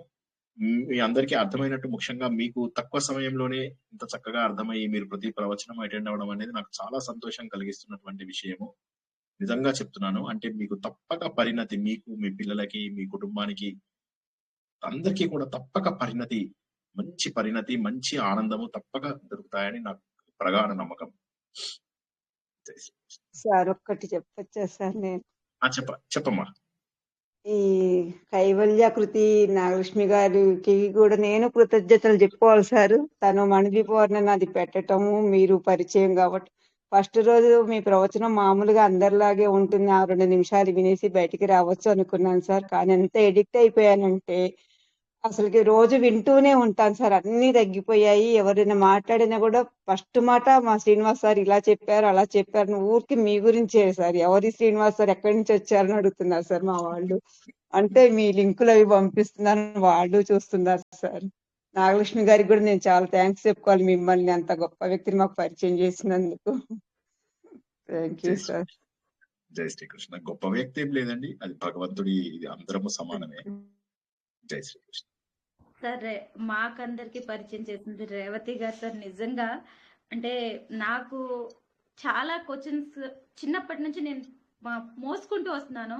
నిద్ర కూడా పోను సార్. ఒక్కొక్కసారి నాకు అర్థం కాదు, నాకు ఎక్కడ దొరుకుతుంది ఆన్సర్ అనే విషయం నాకు తెలియదు. నేను ఎలా నేర్చుకోవాలో నాకు తెలియదు. ఒక్కొక్కసారి అనిపిస్తుంది సార్, నేను మాట్లాడకూడదు, వేరే క్యాస్ట్ లో పుట్టాల్సిందేమో, అప్పుడైతే నేర్చుకోగలిగి ఉండేదాన్నేమో. అసలు వేదాలు అలా మాకు తెలియదు కదా, వేదాల ద్వారా వేదాలు తెలుసుకుని ఉంటే, నేర్చుకుని ఉంటే నాకు క్వశ్చన్స్ ఆన్సర్ దొరికేదేమో. నేను ఏం పాపం చేశానో అనుకునేదాన్ని సార్. కాదు, తప్పు, నా ప్రయత్నం కరెక్ట్ గా లేదు, నేను కరెక్ట్ గా దారిలో లేను. నా సంకల్పం కరెక్ట్ గా ఉంటే డెఫినెట్ గా నేను నేర్చుకోగలుగుతాను, నేను తెలుసుకోగలుగుతాను అనేది మిమ్మల్ని కలిసిన తర్వాత మాత్రమే అది సాధ్యమని నాకు అర్థమైంది సార్. అది రేవతి గారి ద్వారానే సార్. నిజంగా రేవతి గారికి చాలా చాలా ధన్యవాదాలు అయితే నేను చెప్తాను. ఎందుకంటే మీలాంటి గురువుని మా అందరికీ పరిచయం చేసింది సార్. నేనే కాదు సార్, నిజంగా ఇందాక సునంద మేడం చెప్పినట్లు నేను ఎవరితో మాట్లాడుతున్నా కూడా అదే చెప్తాను. మా శ్రీనివాస్ సార్ ఉన్నారే ఇలా చెప్పారు. సో ప్రతి ఒక్క దాంట్లో మా సార్ ఇలా చెప్పారు, మనం ఇలా బాధపడకూడదు. ఎంత పెద్ద పెద్ద వాళ్ళు అంటే ఒక మనమళ్ళు మనమరాళ్ళు, మనం రోజు క్లాస్ లో ఏదైతే డిస్కస్ చేస్తూ ఉంటామో సార్, అవే అంటూ ఉంటారు. మా మనవరాళ్లతో మేము ఇలా ఉండలేకపోతున్నాము, అలా ఉండలేకపోతున్నాము, ఇంట్లో ఆ ప్రాబ్లం ఈ ప్రాబ్లం చెప్పినప్పుడు మీరు చెప్పినవే సార్, మీరు చెప్పిన మాటలే వస్తాయి. మేము అదే చెప్తాం, మా సార్ ఇలా చెప్పారండి, మనం ఇలా ఫాలో అవ్వాలి. నిజమండి, మనం ఇలా ఫాలో అయితే బాగుంటది, మీరు ట్రై చేయండి. నిజమే నాగలక్ష్మి, చాలా బాగా చెప్పావు అంటే నేను కాదండి, మా సార్ చెప్పారు. అంటే మీరు చెప్పారు కదా సార్, ఇప్పుడు నేను చెప్పలేదు, ధర్మరాజు గారు చెప్పారు. మాకు మీరే ధర్మరాజు, మీరే కృష్ణుడు. సో మేము చెప్తాం మా శ్రీనివాస్ సార్ చెప్పారండి అనేసి. సో అలా జై శ్రీకృష్ణ. మాట కలపటం అయితే తగ్గింది సార్. మీ ప్రవచనాలు వినటం వల్ల విమర్శించటం ఒక తగ్గింది. 2 వ్యక్తులు మాట్లాడుకుంటుంటే అది మా ఇంట్లో అయినా సరే సార్, మాట్లాడుకుంటున్నప్పుడు వాళ్ళతో పాటు ఒక మాట కలపటం అనేది అసలు పోయింది సార్ మైండ్ లో నుంచి. ఆ 2 మనలో వస్తే మార్పు నిజంగా మనసు భలే ప్రశాంతంగా ఉంటది. నన్ను మొన్న అన్నారు, మైండ్ కి ఫుల్ నావిగేషన్ పెట్టుకున్నావు. సాయంత్రం కూడా మొన్న భగవద్గీత 17 చెప్పారు కదా సార్, రిపీటెడ్ గా వినమన్నారు, అది పెట్టుకున్నాను. మీది 3 o'clock కి క్లాస్ అటెండ్ అయ్యాను.